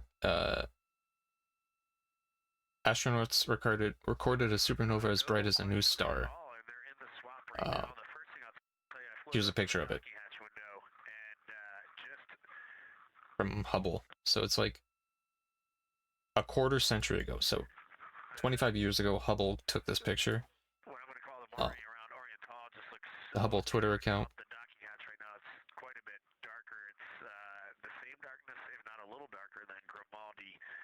But it's cool after just being in the 400 mil for the last half hour, looking up close. I got pictures of everything Ike was just describing on the Terminator. It really is a fascinating Terminator. And then Oriental just looks so dynamic right now. It's very three-dimensional out the docking hatch compared to what I was just looking at through the. And like this says here, 1779 by astronomer Charles Messier. The galaxy Messier 58 was one of the first galaxies recognized to have a spiral shape. So we're getting like even better pictures over time. And it's mostly these telescopes and other satellites that we're sending out to get radiation data, trying to figure out what minerals exist by radiation markers, pictures, a lot of technical stuff. But we still have contact, but it's not two-way like it is with the space station. It's more just the satellite has a script it follows, or it says take these pictures. It takes those pictures, As the crew gets sends them back. switch positions from the window crew going back to the At least that's how it works to my knowledge. flying up to the windows. This view inside the room, Capcom Jenny Gibbons speaking with the crew, Canadian Space Agency astronaut. The crew has continued to provide excellent descriptions of what they are seeing on the lunar surface. In this picture, or in this live view actually, from Orion and a camera mounted on its solar array wing, if you look at the dark portion on the right side of the screen, those are visible from Earth. That's considered the near side. So that would be those are ancient lava flows here. From a time early in the moon's history when it was volcanically active. And if you look towards the left, there's that dark, large crater that appears to the left of those lava flows. That's Oriental Basin. Right. It's about 600 miles wide. I don't think you can see my near and far side. right here. This mission is the first time that humans have ever been able to see this with their eyes in the daylight. That's cool. Again, you hear conversation about that Terminator. You have a great view of that as well. That's the difference between light and darkness on the moon. Victor Glover explaining that as a very jagged looking Terminator due to the peaks that they're seeing and the craters that they're seeing as they prepare to cross over the far side. So once they go over and we lose communication, we'll swap to another thing like a game or something. You also but heard Science Officer, the Dr. Kelsey Young, Artemis Science Flight Operations Lead, sharing with Victor Glover that his responses are truly something that only human eyes can discern or provide. So we've previously discussed how having humans observing the moon on this mission is being combined with lunar robotic data to help us maximize what we know about the moon. So part of that data comes from the Lunar Reconnaissance Orbiter, or LRO. This orbiter provides the robotic foundation that makes Artemis II lunar science possible. LRO has been orbiting the moon for 17 years, which makes it the longest operated lunar orbiter in history. And it's also the only American spacecraft dedicated specifically to lunar science and exploration. okay. Artemis II lunar observations are designed to Have to go? complement data like the I hope you have a good day, detailed Huntsman. images from Thanks for coming by. Thanks for the follow. LRO provides those detailed Appreciate it. Enjoy your day. high-resolution maps of the Thank you. moon's surface. I hope your day as well. Adds human And hopefully we get good news on from the moon. regional context and relationships between features, giving scientists a larger geologic picture. Now, this combination of robotic and human observations strengthens lunar science. LRO delivers precise and repeatable measurements over long periods of time, while the Artemis II crew contributes real-time visual descriptions and context that robotic instruments alone cannot provide. The best description I've heard while preparing for this mission is to compare the difference in looking at the moon with your own eyes on Earth and trying to take a picture with a camera. The camera truly never does it justice, and it's much easier to describe and perceive what you're seeing with your own eyes than to take a photo. These Artemis Very 2 true. astronauts can rapidly scan wide areas and adjust their focus in real time, as well as describe relationships between features. The crew will also observe the same regions multiple times under changing lighting conditions during the flyby and provide perspectives that would take robotic missions years to accumulate. During the Artemis II mission, LRO is also attempting to observe some of the same lunar features that the astronauts are studying. Collecting this data simultaneously highlights how different instruments and human eyes provide complementary information about the moon. This LRO data plays a direct role in preparing for future Artemis missions. Its measurements of topography, surface temperature, composition, radiation, and lighting conditions are used to assess hazards, identify safe landing sites, and locate potential resources such as water ice near the lunar South Pole. This mission, Artemis II, represents the point where years of robotic preparation are paired with human exploration for the first time in the Artemis era. So together, LRO, the Lunar Reconnaissance Orbiter, and Artemis II are demonstrating how NASA moves from mapping the moon robotically to exploring it with humans. We are laying the groundwork for future Artemis missions and sustained lunar operations. A check-in with Orion. We are now 4 days, 21 minutes, 4 days, 21 hours, and 22 minutes into the flight of Artemis II, our crew aboard the Orion spacecraft. We are now 8,153 miles away from the moon, 250,742 miles away from Earth. The spacecraft is traveling at 1,030 miles per hour. Damn. I pray in my lifetime, I get to hear that we have a settlement on the moon. That we've achieved something thought to be science fiction, which we do every day. If you look at science fiction novels and stuff of the past and you see what they thought was impossible, and it's some things we have commonplace now. For instance, phones, touchscreen tech, where we have the accumulated knowledge of the entire species of humanity. All of our knowledge from thousands of years in the palm of your hand. How people thought that was such a far-fetched science fiction idea, and we've had it for over a decade. All right, Houston, the professional science update giver is now in seat 2. That is where Victor is, and Christina is nestling into seat 1 with the long lens, and we're just getting ourselves oriented here. It's a cool view in the cabin. It's actually a cool view to be off the camera now and looking at my crewmates getting up to their observation posts and looking in. It's super fun.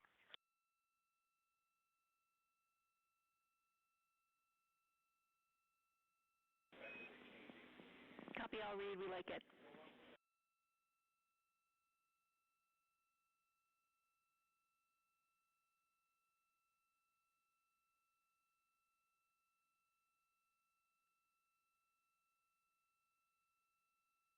Okay.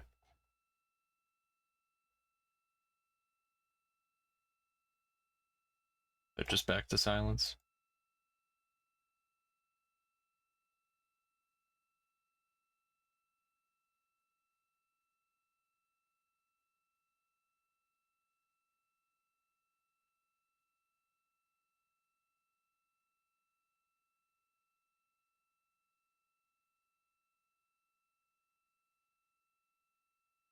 Okay. So I think we're probably approaching the final bit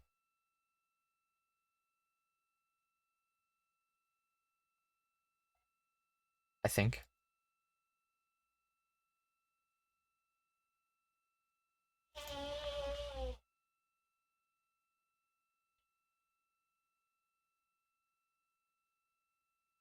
Chat, I'm gonna grab As we heard confirmation from NASA astronaut and commander of Artemis 2, Reed Wiseman, they are now switching positions. I'm gonna grab a drink. I will be the right support back. Teams and the observation teams. So initially, Reed Wiseman and Jeremy Hansen were at Windows 2 and 3 in the Orion spacecraft, taking photos and making annotations in their PCDs, portable computing devices. They were also giving audible descriptions into their PCDs, wearing headsets with microphones and providing recordings that the science team will be able to listen to later. We were hearing from NASA astronauts Christina Cook and Victor Glover as they made observations as part of the support team. Now, as these teams are swapping, we anticipate hearing more from Reed and Jeremy as they'll be on the support team, while Victor and Christina will be at the windows taking photos and making annotations.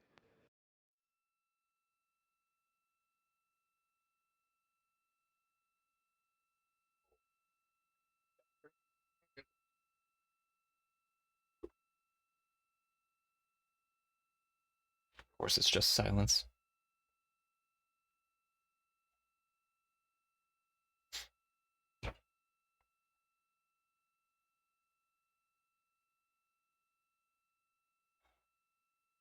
Dude, I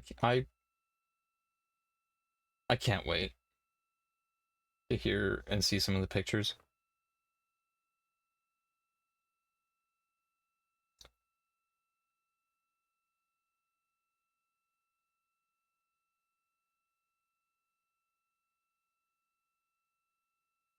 Let me see, what are people saying?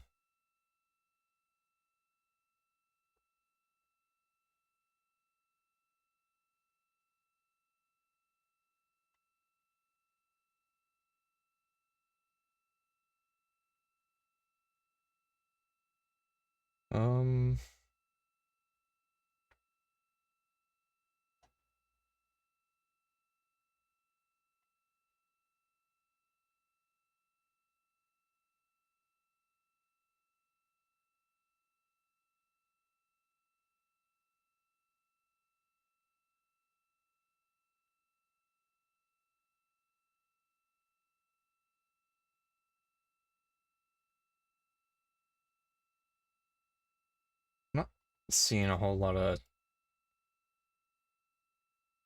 new stuff.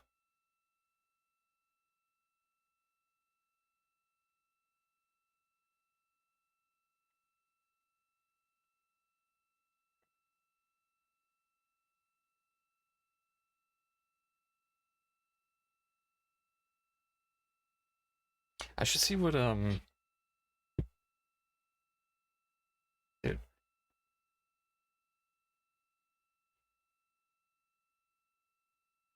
I think the thing I'm happiest about with this is that most people are pretty engaged in this. This has kind of renewed a lot of people's interest in sciences and stuff, and it's bringing people into the space. They're more interested, they actually care.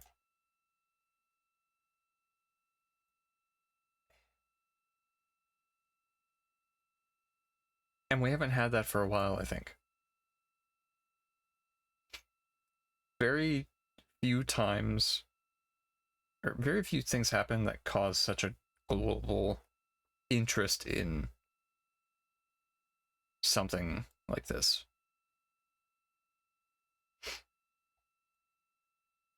So the fact that we have this chance now, it's amazing. And Jenny, for the science team, if they can mark this time, I just covered up window 4 to block out the ambient light from a very bright planet Earth. And it'll be interesting to see if in the data, Victor and Christina see any differences from me and Jeremy with that window blocked. It's a lot darker in the cabin now. locked a window. Copy, Reed. We're taking note, and we'd be curious too.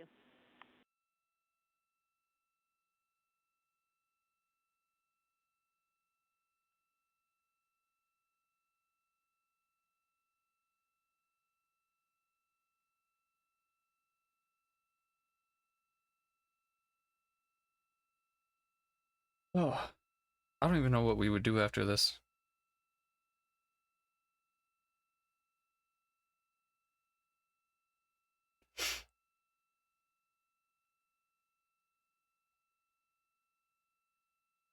What is the Twitch chat saying?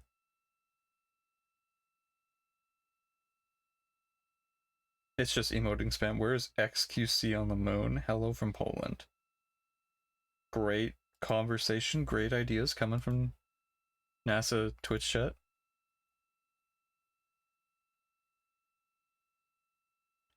We are live in the Artemis mission control room during the lunar flyby of the Artemis 2 crew, the first humans to fly by the moon in over 50 years. Orion launched 4 days, 21 hours, and 30 minutes ago atop the SLS rocket Space Launch System rocket at Kennedy Space Center in Florida. 4 days. It's already been 4 days. Our 4 crew members inside the spacecraft are transitioning their positions. The cabin and window teams have swapped. Currently at the window, we have Victor Glover and Christina Cook, NASA astronauts, and serving as support, Reed Wiseman and Jeremy Hansen. W.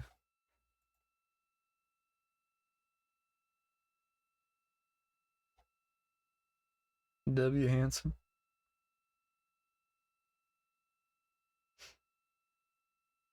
Canadian goat. For our crews at the window, they are using handheld Nikons with an 80 to 400 millimeter zoom lens.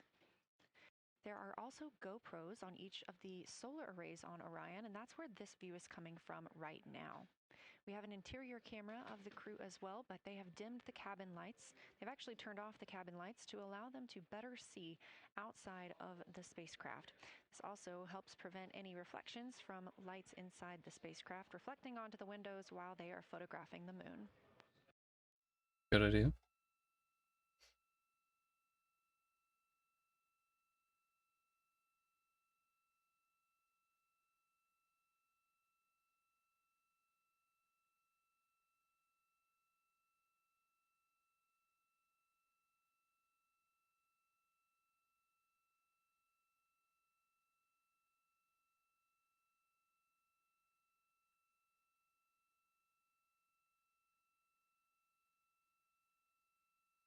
Okay, so it's just gonna be... I think while they're taking pictures, unless they see something new, they're not gonna really chime in with anything.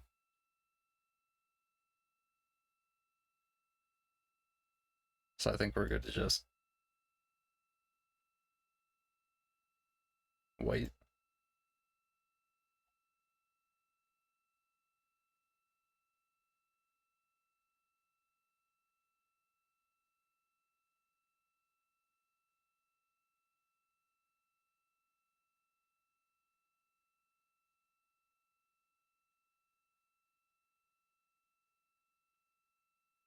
Let's do... I can't do that one, no!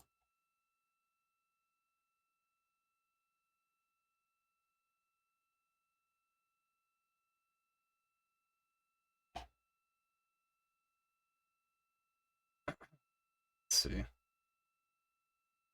Let me see what Parang's doing.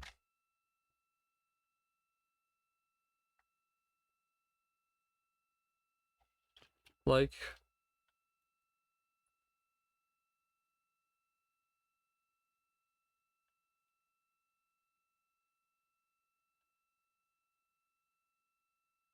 What are Talk you... a little bit about the views and the cameras being used on the Orion spacecraft.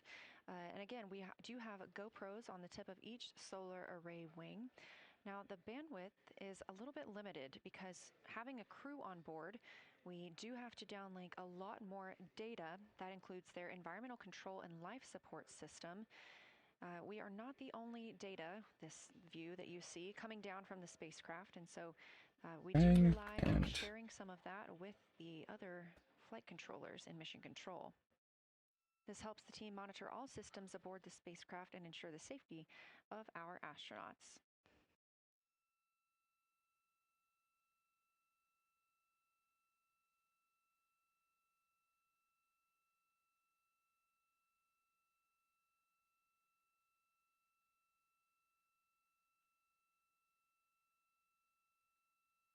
I just asked two random people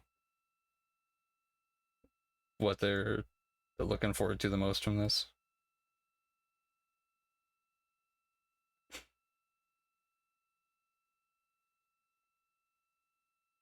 And now I will await their response. You know, I'm a Alright.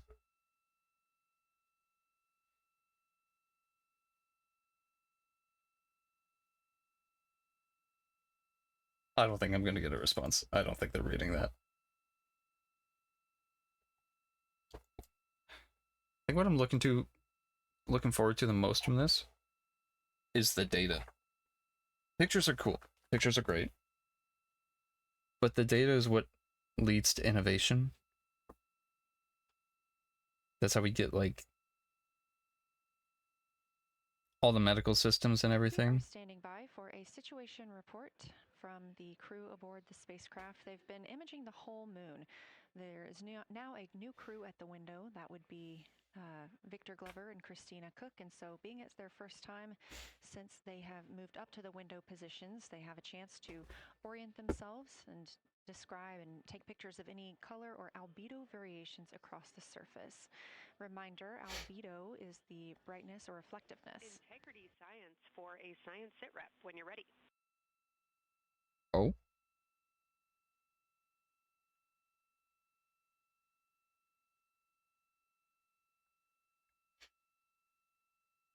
Okay. I thought they were gonna be ready.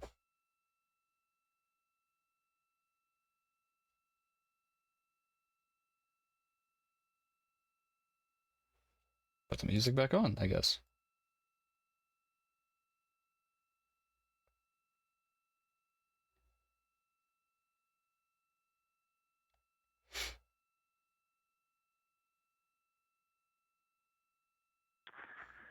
Houston Integrity, we have no external view of the moon right now for the floating crew members, so my only science sit rep is that we have Victor in window 3 doing observations and Christina in window 2 with the long lens.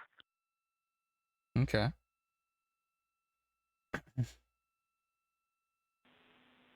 Integrity, we copy. Are the shrouds still on windows 1 and 4? And if so, would you consider trying to get a view through one of those windows?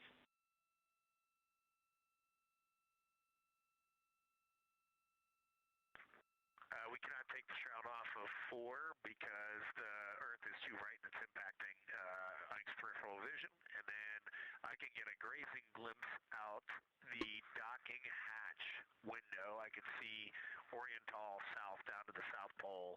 And the primary thing that I see from Oriental right now is just the long trenches that come out.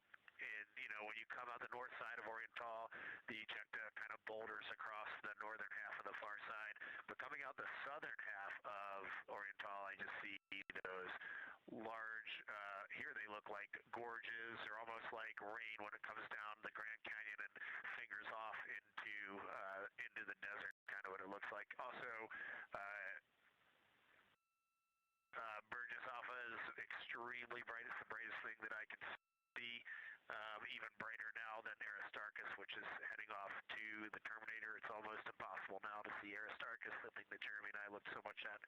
I can just barely see the crater rays from Ohm, and I would say for albedo right now, I would go back to Grimati is still extremely dark, especially in that southwest corner, and there are parts of Oriental and the outer ring of Oriental that reach that same level of darkness, especially the rings of Oriental reach the same level of darkness as Grimati. And then south of Grimati, Jeremy and I were noting a few other just really dark areas of cratering, or I'm sorry, Mare there, and those have that same darker albedo, but Burgess Alpha They both said aliens when I asked them what they want to see most from this. Like said aliens, Praying said other forms of life. That was a great description. Thank you, and thanks for the docking window geometry to give us that description. Any comments before you go on the annular ring in Oriental?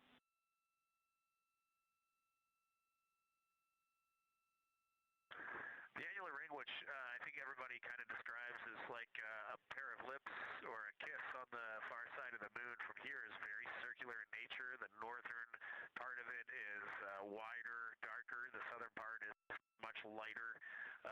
It is very neat looking, and but it is far more circular than I remember it looking in our training.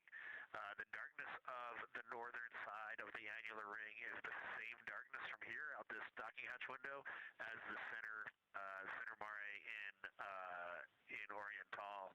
Not quite as dark as Gravati, but it is probably only because dust and lunar regolith has kind of impacted over time. Reed, that's exactly what we were looking for. Thanks so much. You have heart hands coming out of the SIR.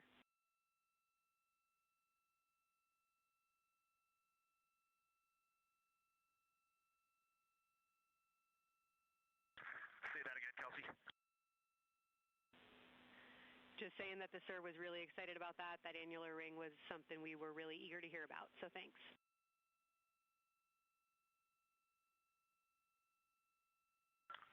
Yep, you bet. And now Victor and Christina are moving on to Oriental. I got them situated over there a little bit late.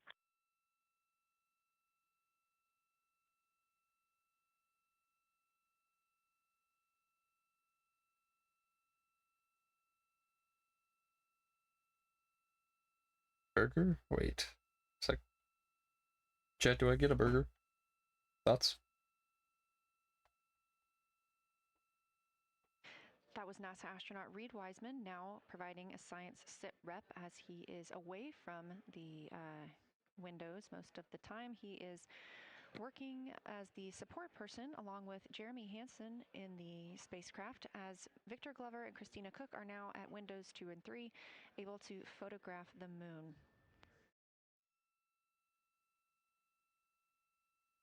Christina and Victor are also providing recorded information to their portable computing devices, that's their PCDs, and the science team will have access to that at a later time. They will then review it and compile all of this data to help further our understanding of the moon. One of the items you heard mentioned was Oriental Basin. Just need the data, man. Very exciting. Please.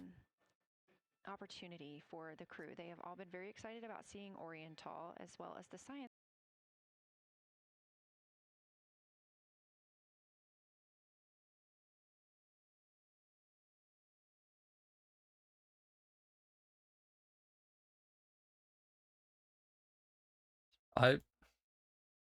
Maybe we just load up Deadlock after this.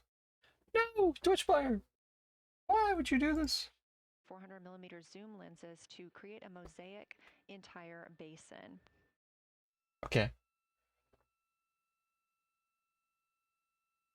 With their unaided eyes, the science team is hoping the crew will describe southern dark annular ring, which you heard Reed just describing, as well as any color, albedo, texture, or topography across the mare patches and ring mountains. Science team reports I think I'm getting a burger. Will be used to study the geologic evolution of the youngest lunar basin and to inform formation hypotheses for the annular ring. Let me see. Is anyone online, or would I be deadlocking solo? And again, another fun fact about Oriental is the diameter is the same distance between Johnson Space Center, where we are today, and Kennedy Space Center, where the crew launched on April 1st.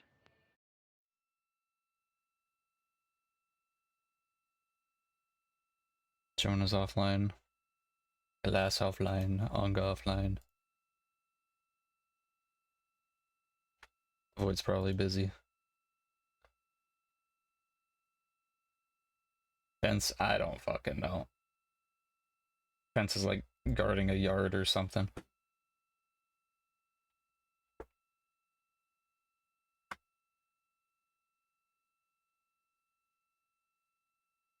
I'm gonna go get my burger.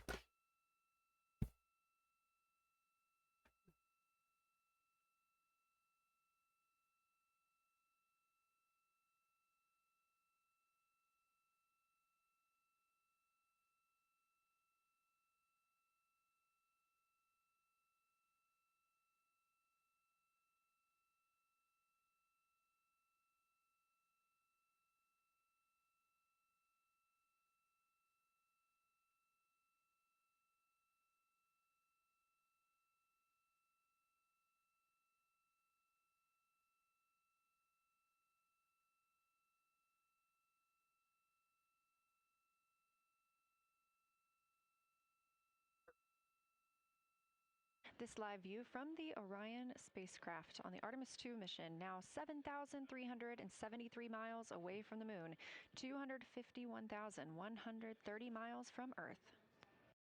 Okay.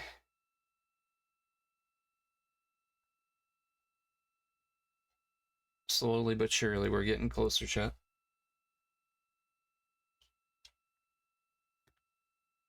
Oh, okay.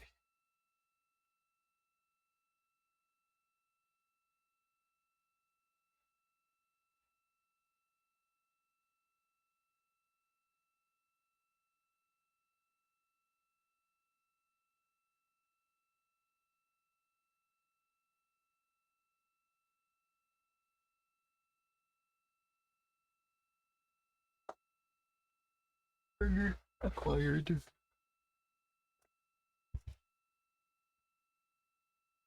Again, the Artemis 2 crew passed the Apollo 13 record of the humans farthest from the Earth today at 12:57 p.m. Central Time, 1:57 p.m. Eastern Time.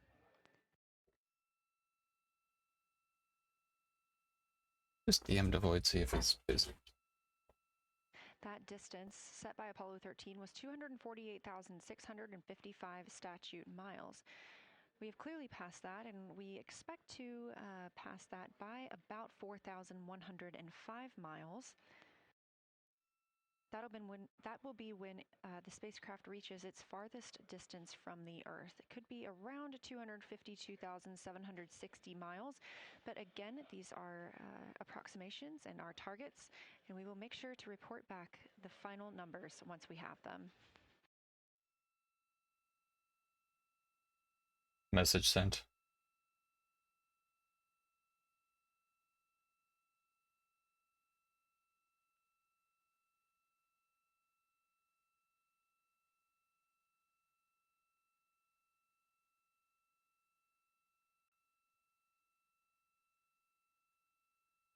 We have some refined times of when we expect to have Earth set of Earth behind the moon while Orion flies behind the moon. That would be about 5:41 p.m. Central, 6:41 Eastern.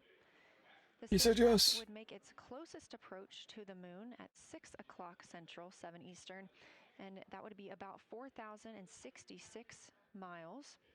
And then at 6:02 p.m. Central, and the spacecraft will reach its farthest distance from the Earth.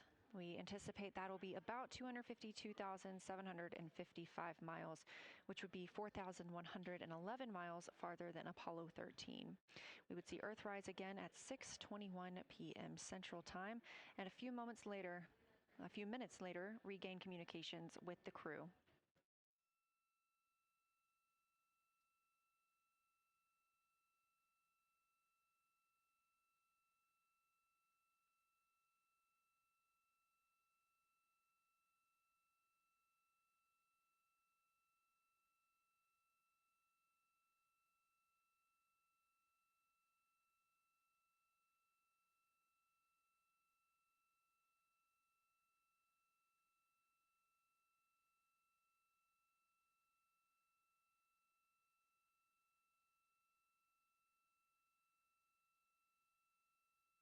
Oh, this burger's good.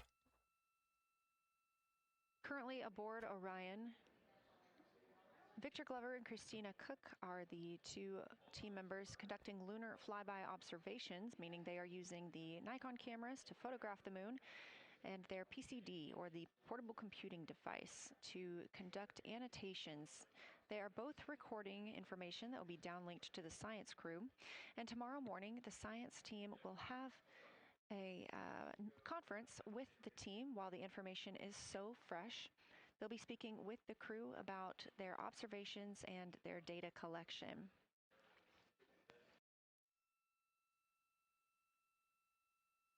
Otherwise, most of tomorrow, Flight Day 7, is considered an off day.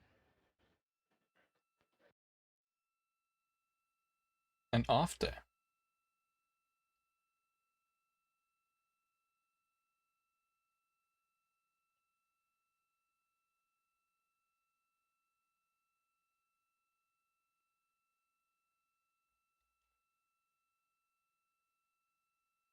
I think most days are kind of on duty.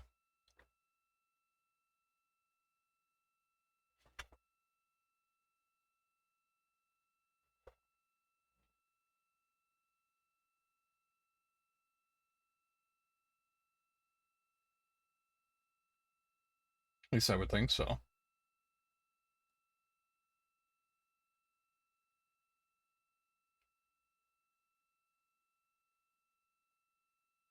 I will say, I guess I should say during the stream because I keep saying I should chill it more. Chat, if you have something you want to tell me, I do have TTS. It's $1 a dono. We are on flight day 6 of the Artemis 2 mission, the first time in Dollar more than message. 50 years that humans will observe the moon directly, providing a critical opportunity to practice how lunar science will be conducted during future Artemis missions. If you're just joining us, the crew is well into their lunar flyby observations, and we anticipate that we will hear from them soon. A few times every hour, they are slated to call down with science sit reps or situation reports. We most recently had one from Commander Reed Wiseman. He and Jeremy Hansen, mission specialist, were first at the windows today to photograph and make annotations of what they were seeing. Therefore, we heard more from Victor Glover and Christina Cook earlier in the day during those first blocks. But now that Reed Wiseman and Jeremy Hansen are on the support side, they are the ones calling down what they are seeing from windows 1 and 4. Earlier, we heard that the Earth is so bright in window 4, they have had to temporarily cover it with a t-shirt.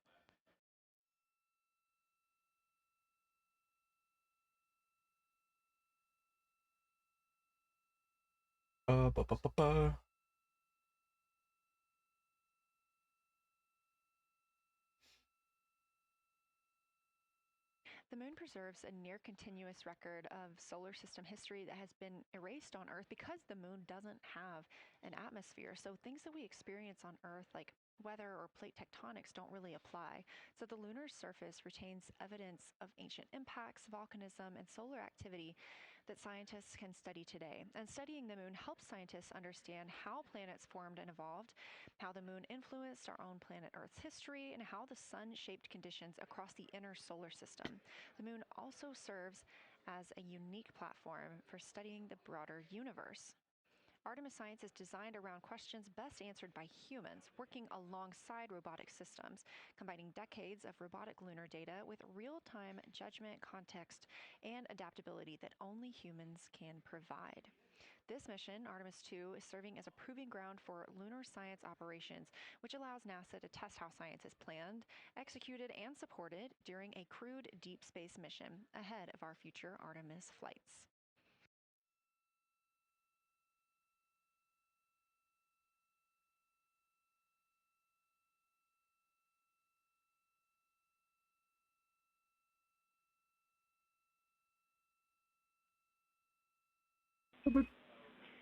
Integrity, time for a window team position swap.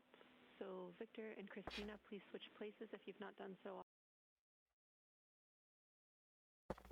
already. And remember your SD card for the camera.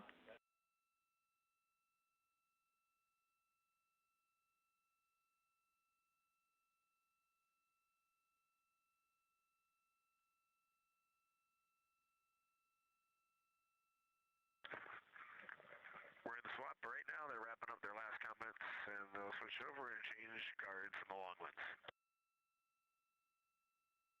Copy. Dude, I want to see the pictures. Please, NASA. Post them.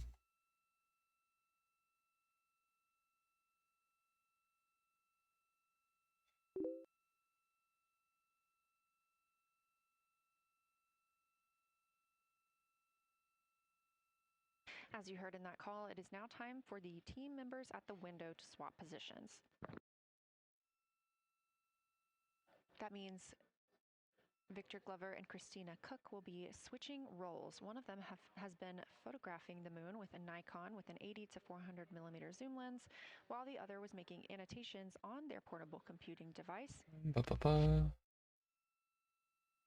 And both are recording audio that the science team will be able to listen to.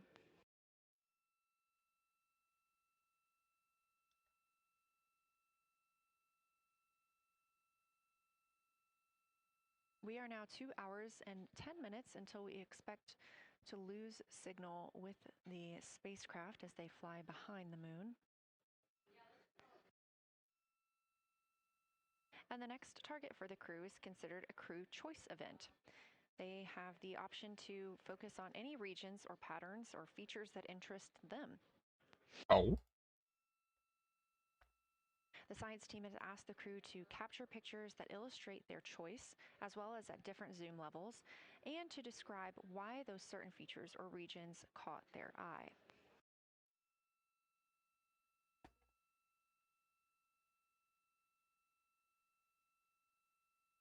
Those recordings are part of what are being saved on their PCDs, portable computing device, that will be sent to the science team for analysis. Okay.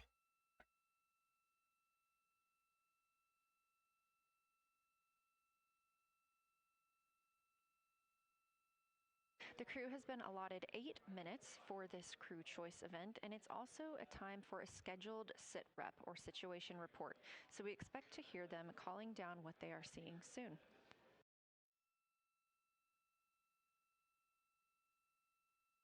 I think it should be any moment now that we get something.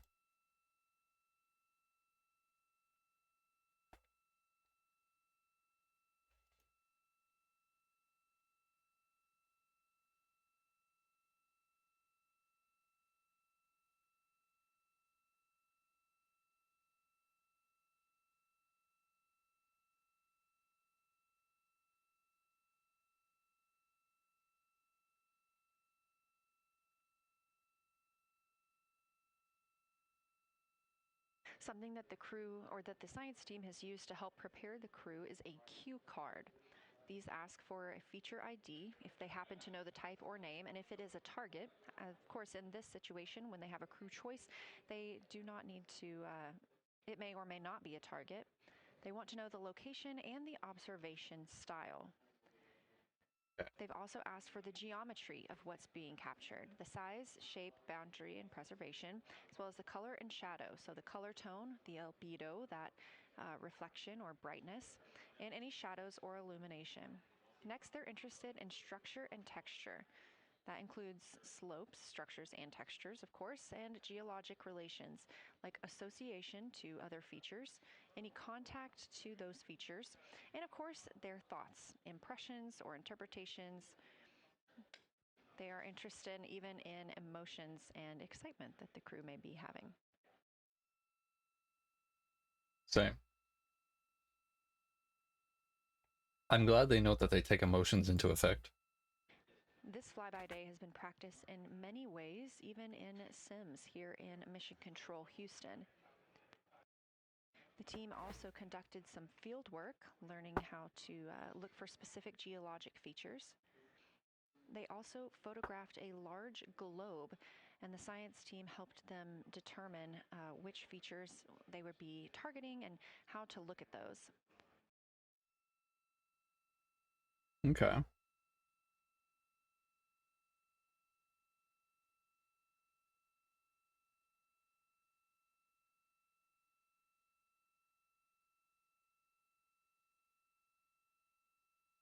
We have a few more minutes that the crew would be photographing their crew choice. Again, this is NASA astronauts Victor Glover and Christina Cook at the windows. They will then move on to another discussion portion. This is for the far side albedo, that reflectiveness, and color that they are seeing. We heard earlier about some browns seen on the moon, which is very interesting, especially here from Earth, where we are just seeing whites, grays, and maybe even Brown. black at some points. When they get into that discussion for far side albedo Iron, in a maybe? few minutes, the theme is looking to know how that color and albedo is what those variations look like across the far side. Trying to think of what maybe would be brown on the moon.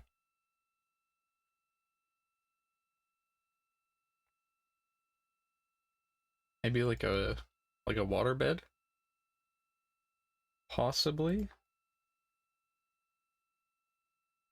But that might be a stretch. On the right side of your screen, the Science Evaluation Room, or SIR, where team members are looking real time at what the crew is seeing.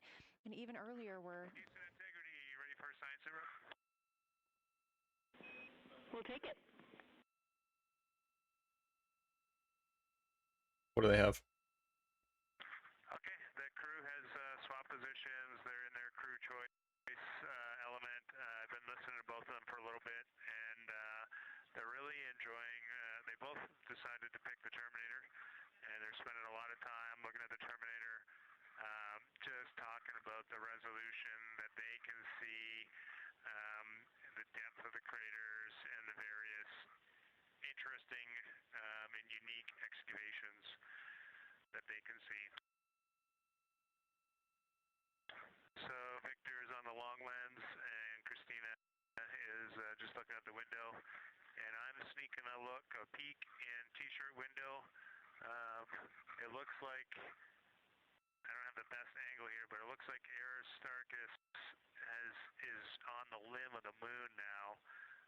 It's amazing how quickly it changes as we speed around the far side of the moon, stuff that's leaving our field of view, and now we have a lot of the dark side of the moon that, it's missing for us right now, but it would be in view if it was lit at all.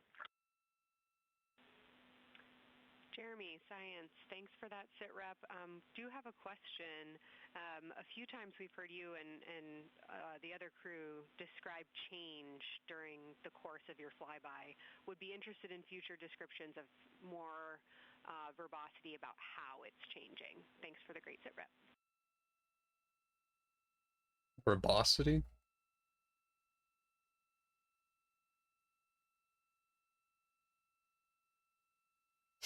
Bam.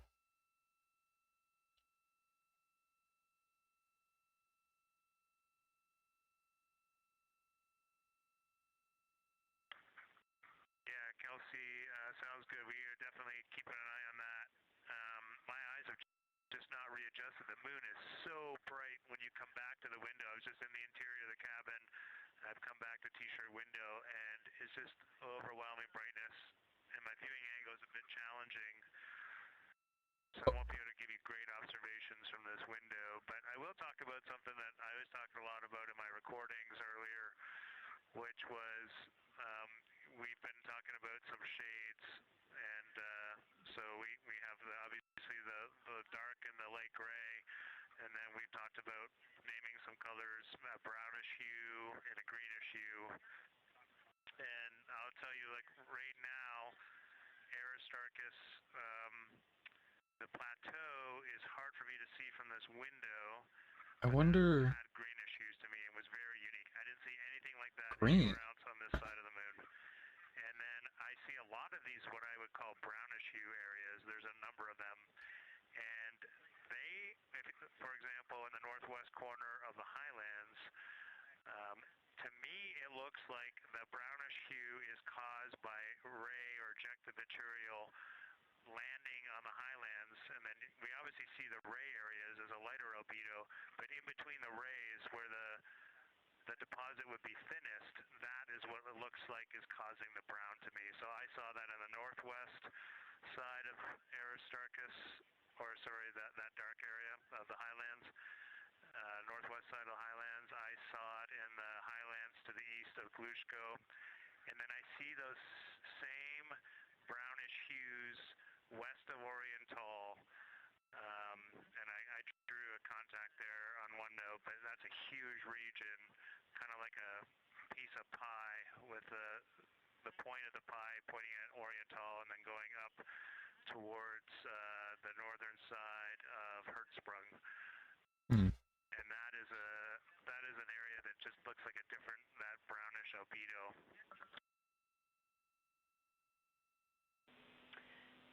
was fantastic, Jeremy. We had heard rumors of the green and brown hues, and so you really read my mind on Green. What, asking about those. Understand they likely didn't have any contact with each other the way that you green. described them, but please correct me if I misunderstood that. And then last thing, I'll make the same offer we made to Victor earlier. If it would be helpful for us to verbalize any targets so you can stay at the windows and keep your eyes adjusted to the moon, please let us know.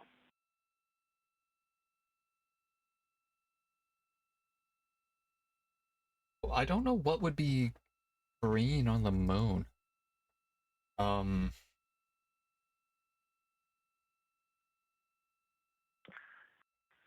got something you want us to look at, Kelsey, you can send it on up.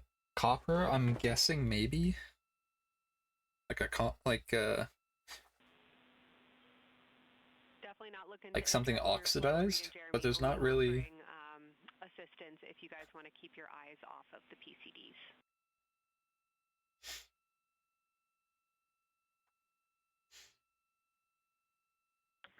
Oh, I see what you're saying, okay.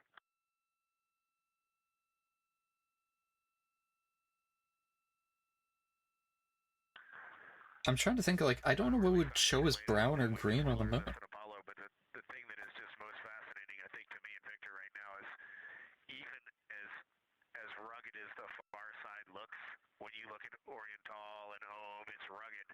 But man, when you look at the Terminator, it is just like impossibly rugged, and it reminds you that the whole far side is that way. And just the Terminator is really bringing out the shadows and the hills and the valleys, and it is just, it's unbelievable. It's like no surface of the Terminator is not marked by a meteor impact, and it's just, it is very impressive to look at that, and you realize that that is true across the whole far side. You just can't see it due to sun illumination right now.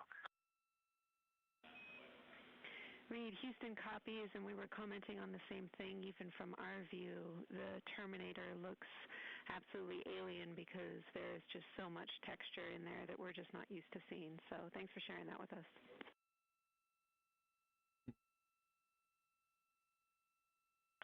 There's also, I don't know the name of it, coming out the south-southwest of Oriental, right on the southern Terminator, is just a massive crater. I don't know the name of it. Maybe you can look on the solar array wing video and tell me it's right. It's the southernmost crater you see on the Terminator right now. We're looking for you. So, the only thing I can think of would be something maybe iron, copper, or nickel related. Maybe something oxidized, or it's showing weirdly as green. I don't know as many minerals for that, but it's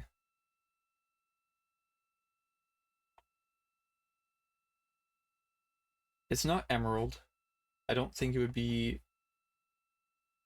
I know chlorine gas is like yellowish green, but I don't think any chlorine is like actually green.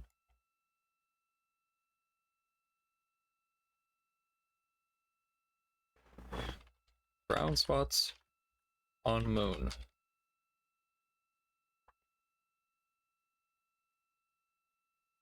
I'm guessing it's like sediment from meteors and stuff crashing down. But like specifically brown and green spots? I guess brown for like... I don't know. I don't know what that would be.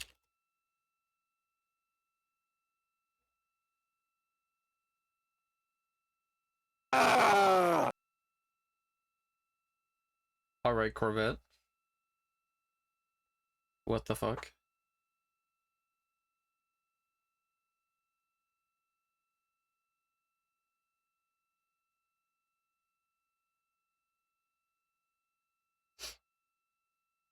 Corvette, get back in here.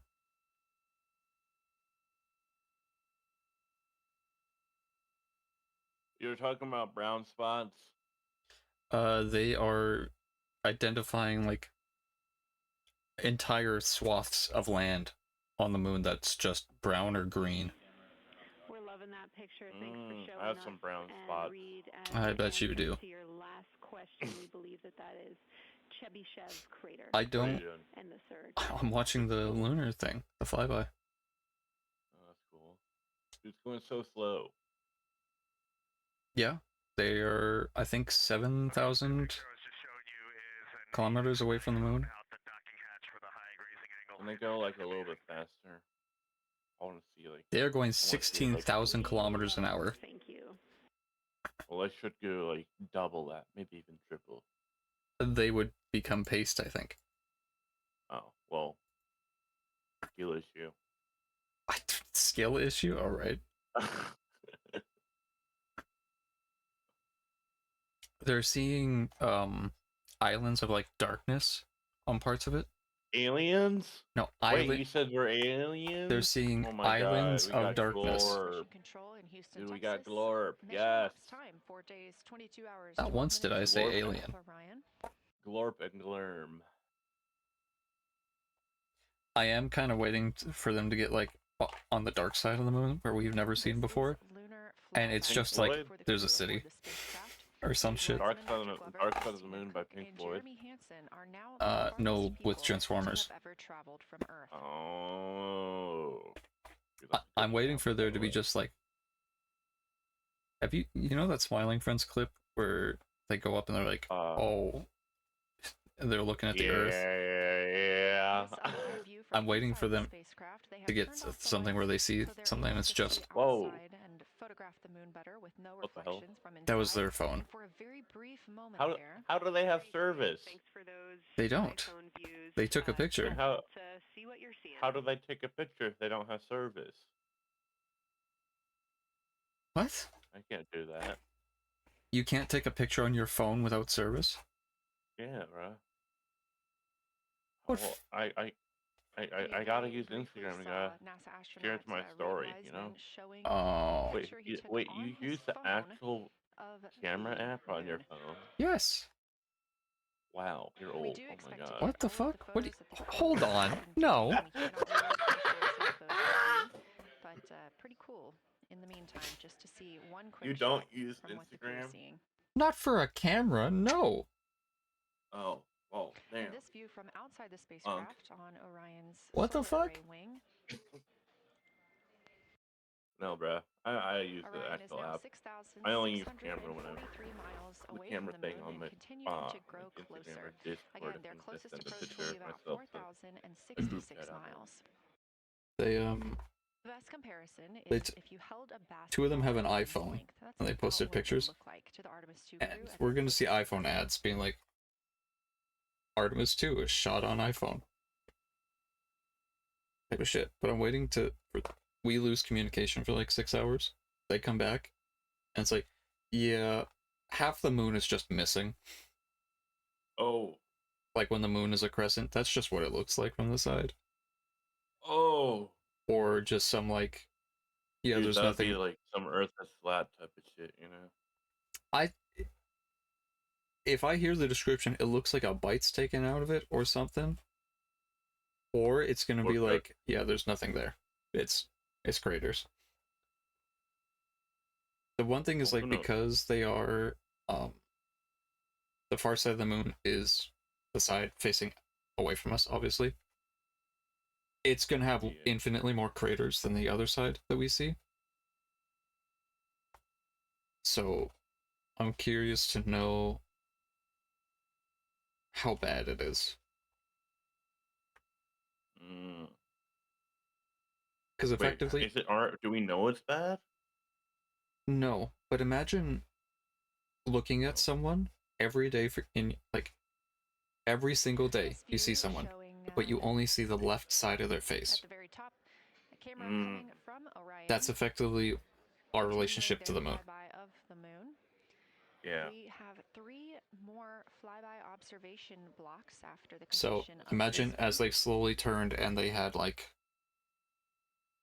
it's just seeing them slowly turn left of your screen, their that's the face SIR, the is Science effectively what Evaluation we're doing. Room, where team members are continuing to work through all of the targets that the crew is photographing today, and they've helped identify some of the Like that some of the Roblox craters and some of the thing. other But they have to take your, items that the crew has seen on the moon's surface.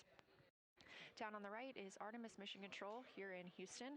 Those two rooms down at the bottom are just down the hall from each other.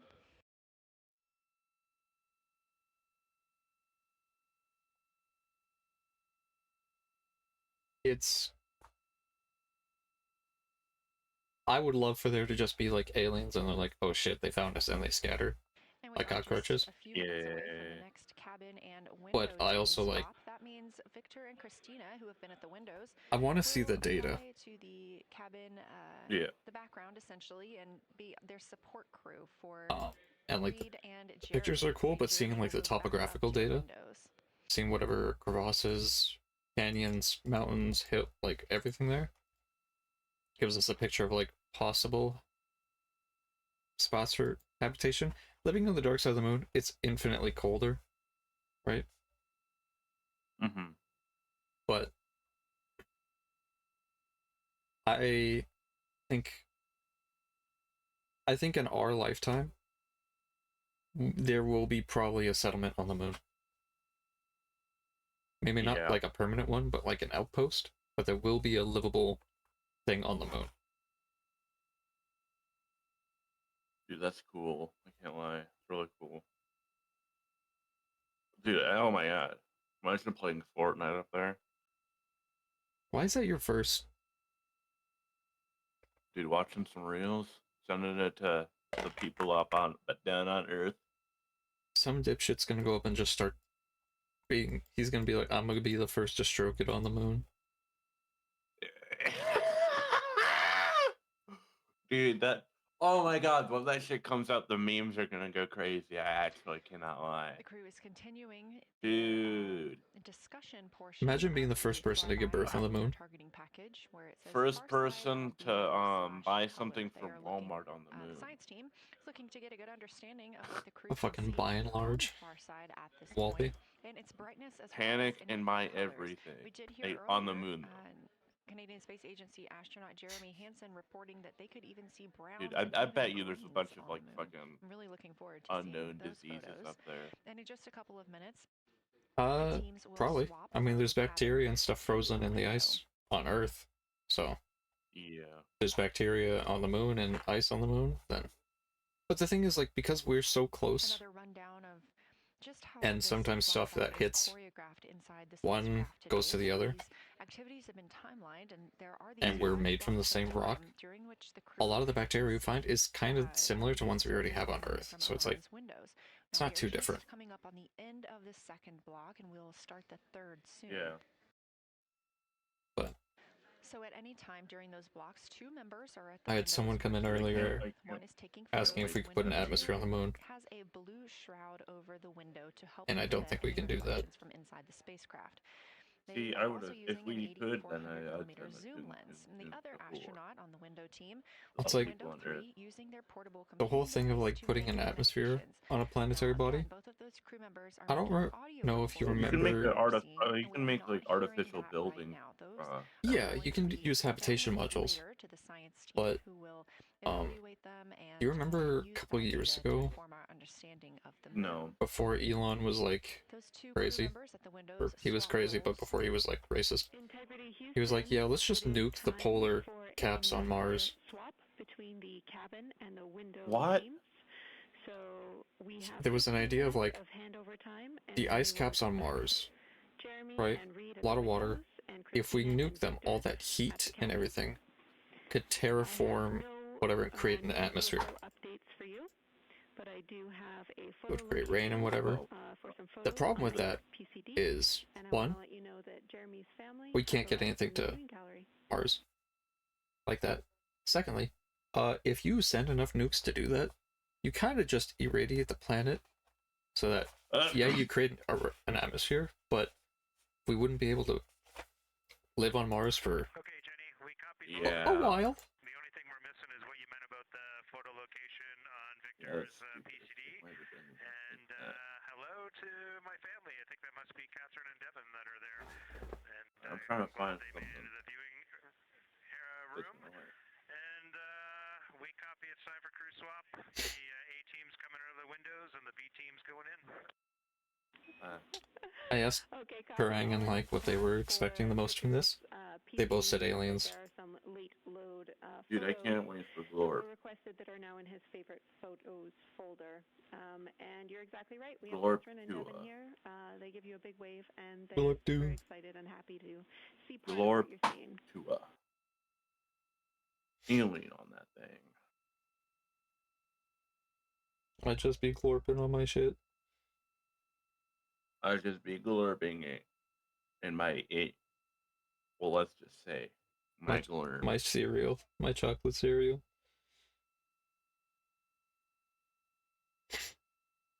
I'd just be glorping it. Well, and by it, Copy, Jenny. well, Not just sure what we're looking for in my the glurp. but we're going to poke around, and we may be calling you back about that. Also, the camera they're using on the All right, no problem. on the outside of the shuttle that they're in, or the module, is a camera from 2016.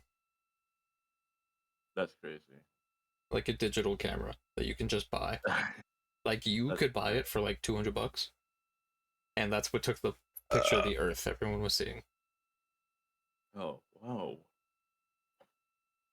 It's crazy. Because I think when they posted the picture, they showed the settings they used, and that was of the dark side of the Earth. So it was nighttime for everyone over there. Also, the lack of clouds versus the one we originally took is kind of scary. This is Artemis Mission Control Uh, here at Johnson Space not Center in Houston, really. Texas. It's more And just as you just how the heard, weather is. Capcom, or capsule communicator Jenny Gibbons, Canadian Space Agency You know what, that makes astronaut more and Artemis sense. 2 crew backup, It's just relaying because it wasn't as Jenny and vibrant. Orion that It's it is time partially for because a one, it's swap night, from the cabin and to then the window teams. digital versus film. We're now at the tail end of the second lunar flyby observation block. Again, we have 5 of these today. Not find this shit Most for the recently, life of Victor me. Glover and Christina Cook were at the windows photographing and making annotations, while Reed Wiseman and Jeremy Hansen were in the cabin providing support, whether that is SD card help, but also science sit reps, calling down any situation reports for what they are seeing on the moon or anything about the vehicle status. With that call to make a swap, Reed and Jeremy will be back at the windows, making observations for what they see at the moon and taking photos.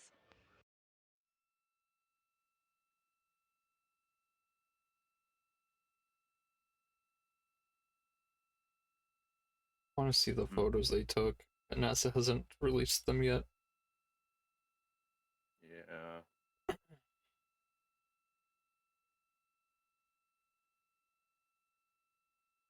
They'll probably release it when they're back. They're like halfway done their trip, so just gotta wait. Real.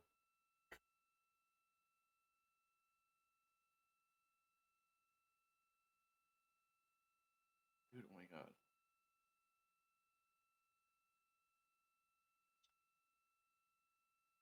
Hey, Maple.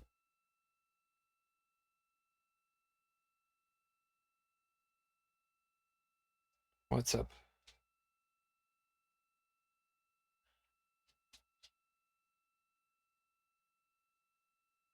Maple's being extra, like, needy today. Hi.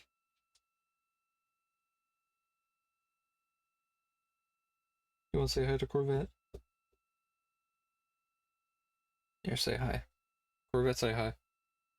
Hi, Maple. Hello, Maple. He says hi. Here. I have a little scratch. Little scritchy scratch. There we go.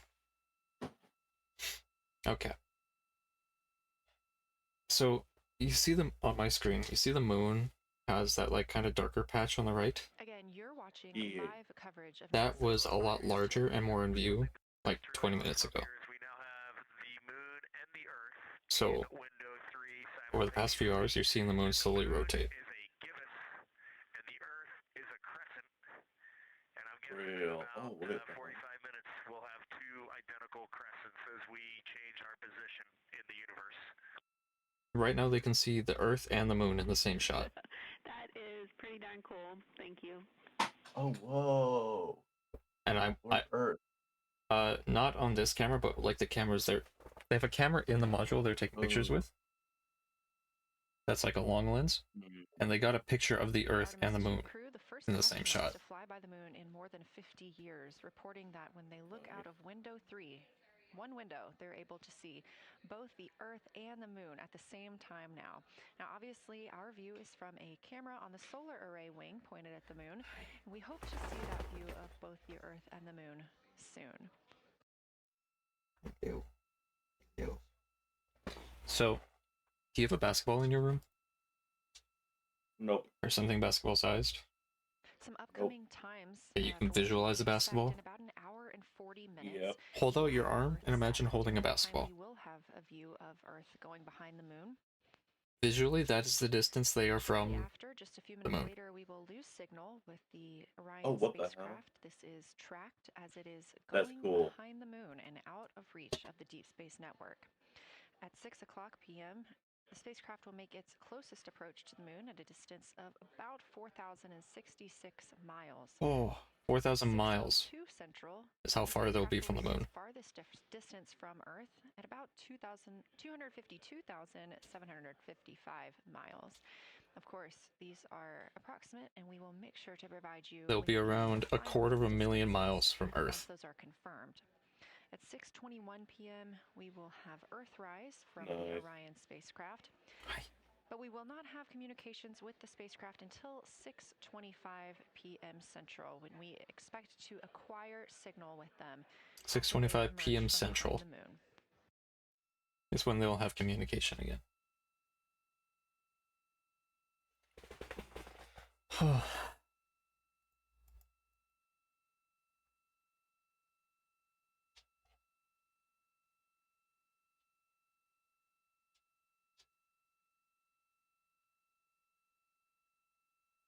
What an actual, like, privilege to live at a time to see this.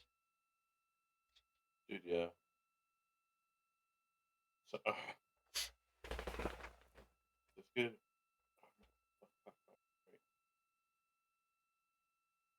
Again, you're watching live coverage of NASA's lunar flyby for the Artemis 2 mission, first crew to fly beyond the moon in over 50 years.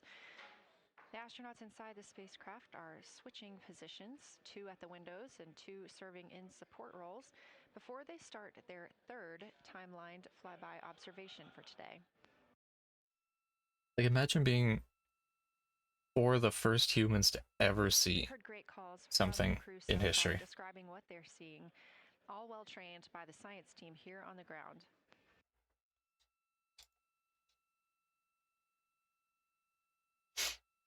And just that opportunity.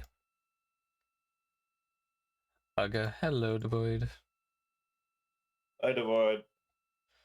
Another major milestone for the crew today will be to experience a solar eclipse from their capsule. There we go. On Earth will experience this solar eclipse. They're gonna have a solar eclipse. A lot like a total solar eclipse on Earth, except the moon will be huge compared to the sun. Whereas if you're standing on Earth looking at a solar eclipse, the moon and the sun. They're gonna experience a solar eclipse in the capsule. Oh, what? As the moon begins to That's so cool. Also, look at your Instagram. I sent you a story. That's what I was. That's why I was so distracted. I was trying to find a fucking good thing. They will have to wear eclipse They all suck, bro. They're so bad. She glorping on my glarm till Zeeb Zoop. Images of the sun's corona during the eclipse. This is a rare glimpse at the innermost corona that will only be captured by the astronauts' cameras. Dude, all those face things fucking suck.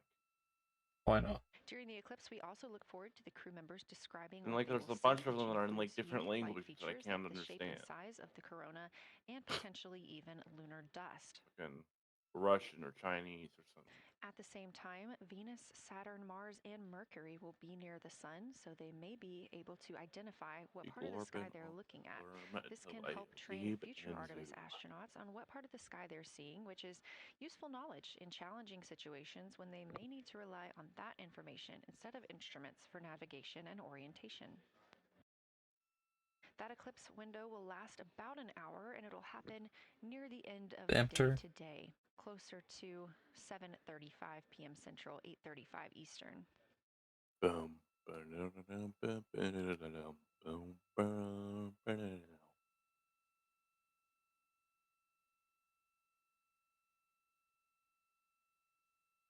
So, Lloyd, how are you doing today?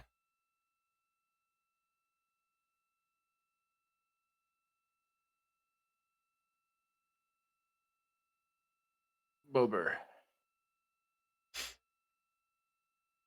Also, that car video, yeah, dude, I walk all the things you send me. By the way, that car one was really cool though. I want to buy one. Like the mini cars, I need one. Dude, that little post-war German car, it's cool. So the dark spot there on like the far right side of the moon, like closer to the edge, or the big one right next to at the edge, that like kind of darker patch, was fully in view and almost the middle of the moon like an hour ago. Damn. So that's how fast they're moving. They're watching basically a continent-sized part of the moon rotate. That's cool. In real time. And I want to see the pictures they're taking. Make technology fun again. As you can see in this live view from Orion, the Earth is, you should buy me the something. spacecraft is maneuvering around the moon, one of those. and the views of the moon have changed Micro since we started our broadcast. How about this? The near side is Dude, now very far to the right side of your screen. This is the side that we can see from what Earth. does this remind that me darkened of? portion are car. ancient lava flows. I don't even know. Lava flows? Ooh. The crater down towards the bottom Dude, this of is the moon so is sick, but like I bet you this should cost like $400. a crater that was previously never seen before by human eyes until this mission. So you see on my stream this crater that I'm like hovering my mouse over? Oh wait, what? My cursor's under. This is the first time humanity is seeing this crater.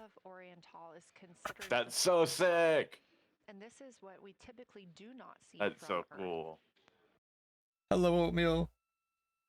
So here, for my cursor, tell me when you see my cursor. Yep. Okay. That line I just made, right there, everything to the left of that cursor is the first time we as a species are seeing that side of the moon. Oh, that's so sick. All of these craters, these little like pimple spots, we've never seen before. We have illustrations and like on fire, on like on this view. This kind of on moon things. On the tip of one of but Orion's 4 solar arrays. Not from this angle, right? Has a camera mounted from this angle, this is the first time. The bandwidth is limited. The 4 people in that module, those are the first. We've had rovers. This is our first flight. We've got rovers going around them too, right? Not the dark side. Means we have to have an environmental control and life support system. Then I bet we just got illustrations. There's a lot of data around satellite stuff, but to bring down for the crew members to keep us. Let me see the data, please. Aboard the spacecraft, so we have to share our bandwidth when it comes to imagery and data. Isn't this like the farthest we've ever been from Earth? This will be closer to crew. Like I know we've had ships and satellites. This will be the furthest humans have been from the Earth. They will be almost. I think it's almost 300,000 miles from the planet. That's scary, bro. And that's like nothing. And there's a chance they miss their orbit, which means they just keep flying out. Oh. Inside the Orion, that's not going to happen, but because they're goated. But okay, that is like always a possibility of something just misses something for some reason, and it just keeps going. Dude, that'd be scary as shit. Oh my god. About halfway through this block, they will switch positions I at would the windows want to be there. By the ground to do That's fine. And good thing I'm not qualified to do it. Oh, you could be though. No, I don't wanna. Space scares me more than anything. More than water? Yeah. Because, yeah, we haven't explored nearly as much landmass, especially undersea. But also, like, we have not discovered literally any other, like, we haven't even fully discovered our own universe. And there's, like, billions of other universes out there. Like, I'm good. First of all, I'll just talk about the experience that I Space had is scary in the way So- that, like, you can't comprehend it, you know? I would say you're wrong with that. There's one universe. Wait. It's galaxies you're Well, thinking no. of. The Milky Way is what I'm saying. Yeah, that's a galaxy. Yeah, galaxy. I'm stupid. Yeah.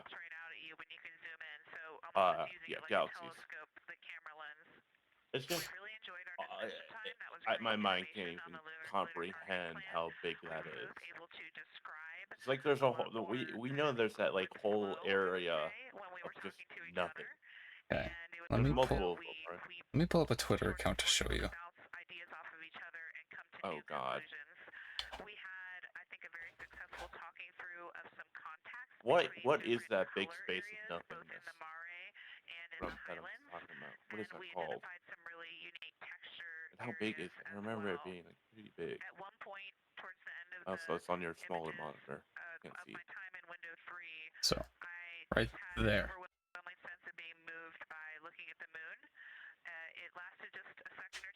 This is an illustration, but yeah. No, this is a picture. From what? The Hubble telescope. All of these dots are stars. Dude. Here's one Wait, galaxy. is Hubble still going? Yeah. Damn, bro. March 19th, 2026. What? This is a galaxy that was first found in 1779. Yeah, but we don't know how much shit is in there. We know that it's there. You see every dot is a star, Star. Yeah, no, I know. which probably has planets around it. Wow. That's scary, bro. And there's billions of those. Yeah. Ah. And imagine being the first person to see one with your eyes. Dude, it'd be like that one scene in Project Hail Mary, bro. Haven't seen the movie. You gotta watch it. It's so fun. I'm probably gonna see it with my parents. Dude, it's fun. It's really. It's not. It's like. It's really well shot and edited and all that, but, like, it's just a fun movie. You know. I've seen a couple people say it's not as, like, serious as The Martian or Interstellar. I agree. It isn't, and that's what makes it better, in my opinion. Those two take it way too seriously, and for good purpose. Are really good movies, but it's. I've also seen it's a little more serious than, like, the Adam Sandler one with the spider. Oh yeah. Good news I don't know what that is, but I'm pretty sure I would say yes. Adam Sandler. He's never a serious actor ever. That one's it's serious, but it is a serious movie. But it's like I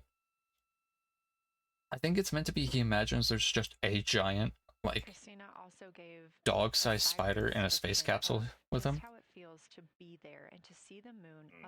But it's his mind going through something. I think is what it's supposed to be. Currently, the team members at the window are It's a different kind of serious. Yeah. Meanwhile, There's one space movie that I really need to watch. It's the Stanley Kubrick one. 2001: A Space Odyssey. You need to watch that. Oatmeal and Devoid, I forgot to ask, but how are you two doing today?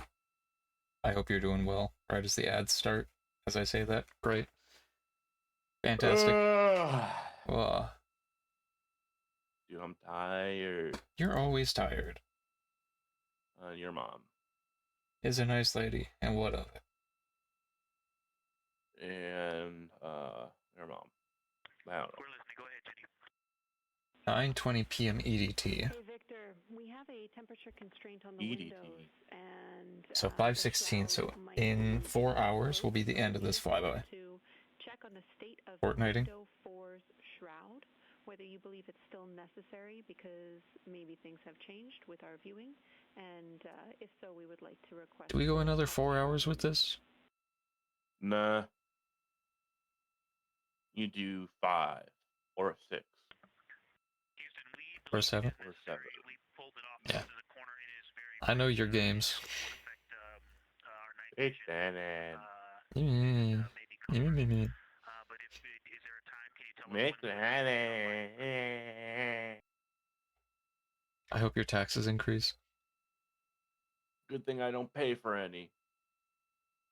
At least myself. I don't pay for it myself. Government, you heard that Unfortunately, since live. it's been on for a while, we are going to have to request That that was the a shroud joke. is removed. And we People can pay for my recommend taxes. I something don't. that could block the light, but just create a bit of distance Freeloading, between the I window see. and whatever is No. covering it. Something I'm like a t-shirt no. would do the trick. No. No. Okay, Even if I did have to pay my taxes. Never mind, I can't say that. No, continue, go on. Alright, even if I did have to pay my taxes, I wouldn't do it, because, fuck the government and shit. Alright. And his name is My Snakes bad. in Iowa. We know it's pretty late Yeah, now his with name that is window Snakes, uncovered. and We he will lives in also Iowa, offer that and he your also is flow on in the window Idaho, would be too, 'cause helpful. he's a So if Mormon, you want, but, you can also retrieve the condensation yeah. hose, which should be He friction plays fit on one of Lash. the diffusers. He's like And 4'9". that on the window would also help. I don't think. He's a nerd. Okay, well, that's not really a bad thing. Nerd. Would you just call me geek? It's pointing at the window now. Dude, that's a good video. Saw Meat Canyon has a new video. Because I keep seeing Meat It's- Canyon trending on Twitter, and that It's kind of weird. It's funny as hell, but it's really weird. I mean, I'm kind of just. every Meat Canyon is. Oh, but lighting changed. Yep. You should watch it off stream. That's kind of what I'm thinking, because it seems a little. Yeah, don't watch it on stream. Anytime one of his videos trends on Twitter, it's always some shit. And I ain't looking to get shoes dirty.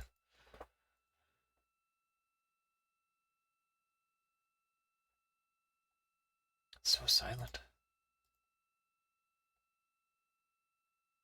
Bro.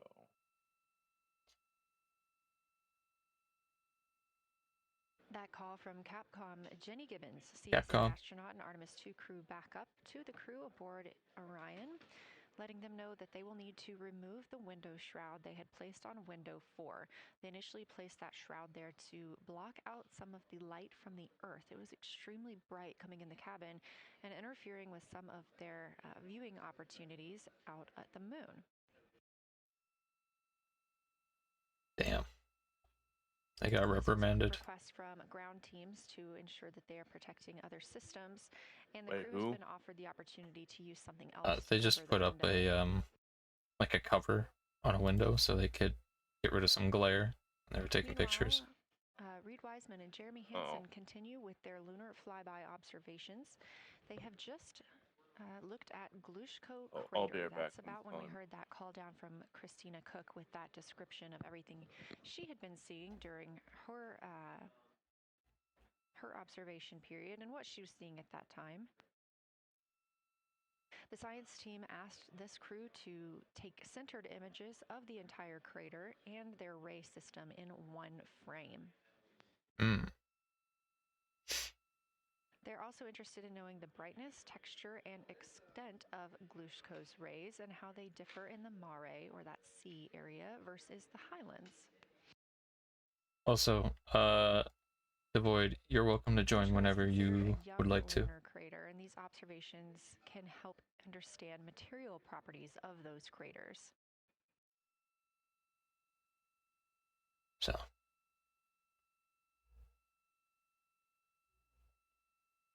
Whenever you are wanting to pop in, you're more than welcome to.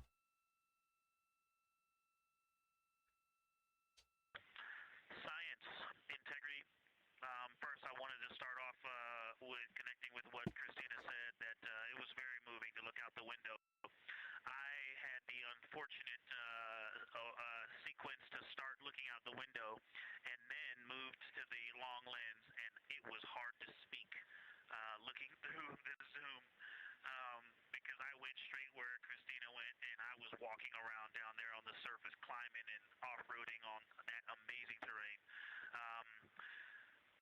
also want to underscore something that she said. As we continue to explore, when we actually do go down there to the surface, I know for safety reasons that we would never send someone alone, but I just want to really emphasize how important the discussion time was. When we started to talk, we not only got better science discussion, we got better human connection, and so Okay, do not talk about this on stream, but I just got thank you some. for adding that to this plan. Send me something because you were on stream. No, I know. I'll text it to you. Don't talk about it. Has more brownish tones in it, and he said it's very distinct now that he's been staring at it. You won the lottery? Whoa. Victor, thank you. You got a cheer from science there, and we all just went on that moonwalk with you, so highlighting how important it is to talk about these things. I also want to let you know that we have Deanna Glover with us in the viewing gallery. She's all smiles.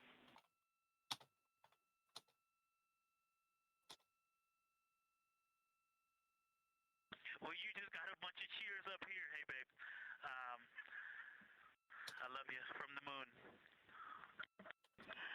We love that we got a hey babe too, and we also have one of your lovely daughters here watching you guys work.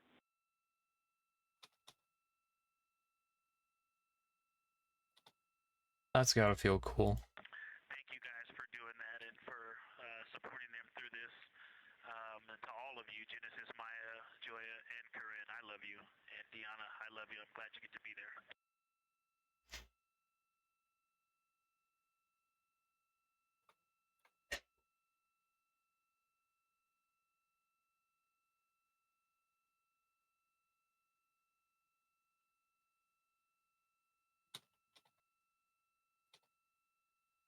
We might be deadlocking solo unless Jonah's We've had some really alive sweet words somewhere. from crew members aboard Orion today as their families have been able to filter in and out of the viewing room here at Artemis Mission Control at Johnson Space Center in Houston. Victor Glover also giving a great science sit rep and just a description of how it must feel if you were down on the lunar surface while he was looking through that 80 to 400 millimeter zoom lens. He also expressed how important it was to be able to talk through that real time with Christina Cook and stress the importance of that on future missions. All right. It not only made their discussions better, but also more human. Glover and Cook are in the support roles right now, not taking photos or making annotations at the windows, but they are also encouraged to have their midday meal at this time. For lunch today, those two crew members have options of beef ravioli, salmon, butternut squash, sweet and savory kale, pickled beets, cherry blueberry cobbler, tuna noodle casserole, tomatoes and artichokes, broccoli, and chocolate peanut butter bar. They eating good up there.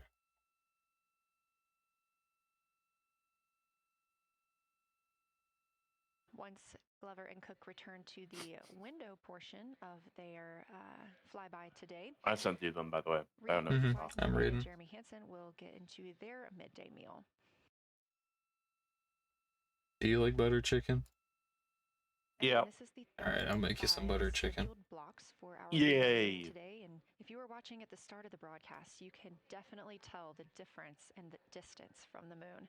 We are now 5,000 For reference chat, Corvette said he's 7'4". Expecting the crew so. to get about 4,000. Yeah, I did. I'm very tall.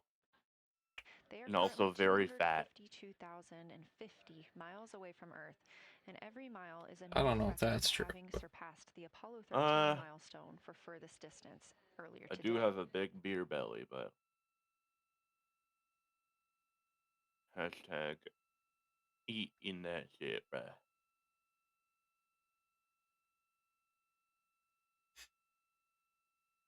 Dude. That's sick, though. Dude. Actually, maybe I don't do deadlock solo. I like my mental health. You should do deadlock delete. No. Your mom? Check Instagram. Oh, hold on. Turn on notifications. If you look down to the bottom right of the moon in that darker looking area, that is Oriental Basin. I don't even want to look at that because of the fucking thumbnail. We I don't know what the thumbnail is. lose views of the near Oh side. no, It that's is just what it barely is. visible over towards Oh, the real bottom right side of your disaster. screen. Why is And it you'll going also over hear Taiwan? later about that terminator. That's the line Uh-huh. between light and darkness while on the moon. It is really exposing some of those craters at this time. Funny. A couple of the other features in view right now are Hertzsprung Basin and Vavliov Crater. Dude, that's so sick. Hertzsprung Basin is nearer to the center Oh. of the moon, Peanut closer to at that the same terminator time? line right now. Alright, And bruh. Vavilov Needs a little Crater bit is low just quality. on the outskirts of it, Needs to go lower closer quality. again to Can't the lie. terminator.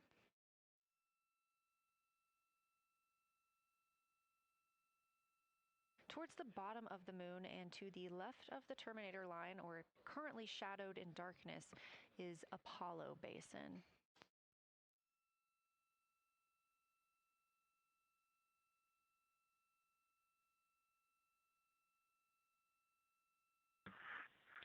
Dude, I love that thing. What is that called? Let me find Far. out how far we are from the moon right now. No, the little Our tiny view thing. is about a third of The the one moon seater is in fucking eclipse. Oh. whatever. That beautiful Terminator is out there calling to me. We're 4,691 miles from the moon. Hi, Maple. And what looked like in the Terminator, Fucking about SpongeBob, yeah. a third of the way up from the southernmost part of the Terminator, looked like a dinosaur print if one was running to the northwest. Dinosaur print? Now is clearly a crater with a bunch of craters around it. And that Terminator, I can only see about half of it. I'm looking through the docking hatch window right now because we have the Z9 in window 1. That's the that fucking Terminator has definition of moved. cheese wedge, bro. I guess I've been using Vavilov the whole time, so it's gone 2 more Vavilov craters to the west. And so a few more features are starting to peek out into the sunlight there with that low sun angle, and so you still have ridges and valleys Oh, showing up very I didn't clearly up expect. there, No, jagged, dude, don't watch that on Terminator, stream. and occupied light out there with some high elevation shining in the sunlight in that darkness. Also, And if you're on wondering how I got that on my side feed, of the my moon, friend liked it. Uh-huh. Let's see, I can literally Grimaldi send you a appears to screenshot. be No, one of it's the okay. east features, and maybe 5 degrees from being right on the limb and going off over the horizon.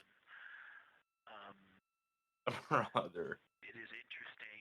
Just I thought it was looking just at gonna be that oriental, first clip. I didn't expect my that first second one. impression of it is all of the dark areas appear lighter, which I When's think this makes sense below? because it is now facing. What in Well, the hell? it's still relatively the same to the sun, but my angle to it is different. So I'm looking at it from a little more, even further to the side as we pass it. But all the darker features appear to be just a little bit. What lighter, in the fuck from this is that? vantage point. The darker ring structure in the Oh my exterior ring, god! the interior, You stop sending me as well just as the like annular ring portion. Everything seems to be just things I can't show on stream. Oh no, this is a car. Oh, Thank you for okay. that description. That's I was You saying, have what the that fuck is reaction that? after the one you tell me don't pull on stream, like Additional work you DBL. can provide on Oriental would be wonderful, as that is No, such this a high one you priority can target pull for up on us. stream. Actually, And Okay. you while I should have pull up on you, stream. as we get closer 'Cause to it's target 15, a which really is the cool looking Terminator car. target, if you can find Zeeman Don't Crater scroll up. again that you were looking at earlier, everything to your left of Zeeman would be getting into the South Pole Aiken area to help you orient yourself. Dude, you should stream your Reels feed. Zeeman is a great way. My Reels feel like- feed isn't interesting. See, that's the thing. Do it. I mean, if it is interesting, you're gonna get weird shit and bannable shit on Twitch. Yeah, So Zeeman is you're lucky. very easy to find, and that is awesome. Thank you for pointing that out. Feel free to do that. Reels as is often either as you think really of things. boring and really niche Let's shit, see, like what looking you back watch, at, or just Oriental, unbelievably after unhinged. looking There's no through in the zoom between. camera.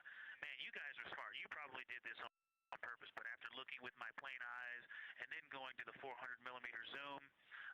Now looking at it, I see the cliff face as if you were standing in the center. That inner and outer ring have definitely Are you gonna watch that? some I can't real tell what terrain you're to doing. them. And now I I'm can see that as terrain listening to the looking moon. even with my naked eye, I can tell that there's a lot You're listening to it. that, like I said, a cliff face Oh, they're on taunting that eastern on the edge screen. Hey, where all the I darker deposits can are. hear you through here. And it's just the scale now. Looking at it from far away before, it seemed like flat with color painted on it. But now that I look at it, I can definitely see that there is, different depositional characteristics. And so the darker is some other material, but there's also some shadowing going on because of the I'm sending this to you and Matt. That is a part of that Okay. wall. Great description, In fact, Victor. I'm gonna Thanks. make a And group really chat. interesting to hear now the distinction between shadow and color. Before I let you go back to other observations, you mentioned that Reed saw a browner hue to the annular ring than the rest of Oriental. Are you seeing that from your vantage point?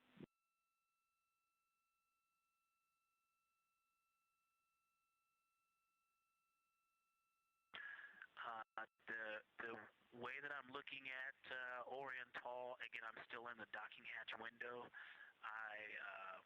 There's like a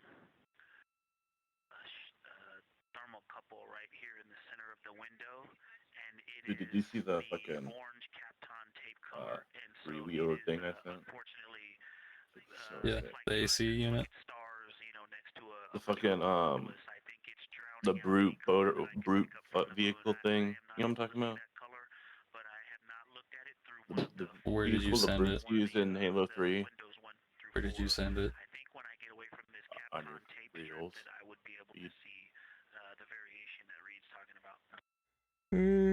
Oh yeah. Great feedback operationally. Thanks, Victor. I'll leave you to it.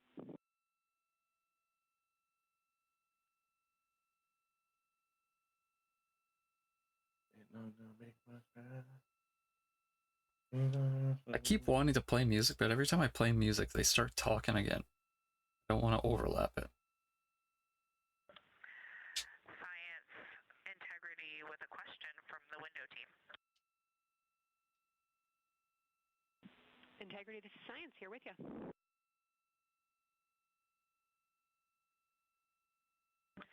Yes, they have a question to help inform a theory that they're sort of tossing back and forth. What is older, the Mare seas of the near side or Oriental?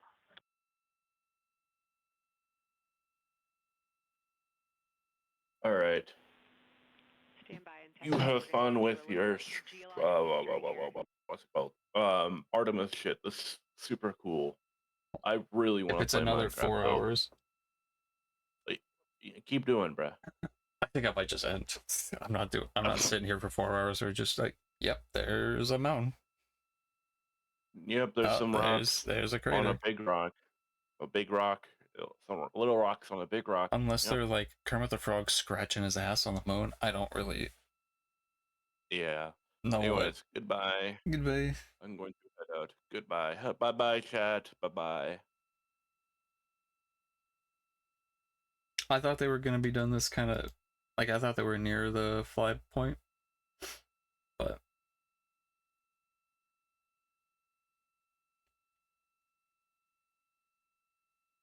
okay. Chat. I think they are going by. They are on. I'll write over to the Twitch channel for NASA because I have to check on chili and stuff for supper. Tonight we will stream again, doing the coursework, Halo probably if Matt needs around. Maybe some Deadlock. We'll see. But chat, this is monumental for us. So we will look at stuff tomorrow if they post whatever pictures. I will see you all later tonight. Integrity Science back with you for some lunar volcanism. One last one we'll do, and then we'll move on. Go ahead. You're making our day down here, getting to talk about lunar volcanoes. Oriental, as far as mare go, is younger than almost all of the mare on the near side. The exception are features like Aristarchus, which really pop out to you guys and really pop out to us here on Earth. That is younger, but other than that, Oriental is pretty young as far as mare go.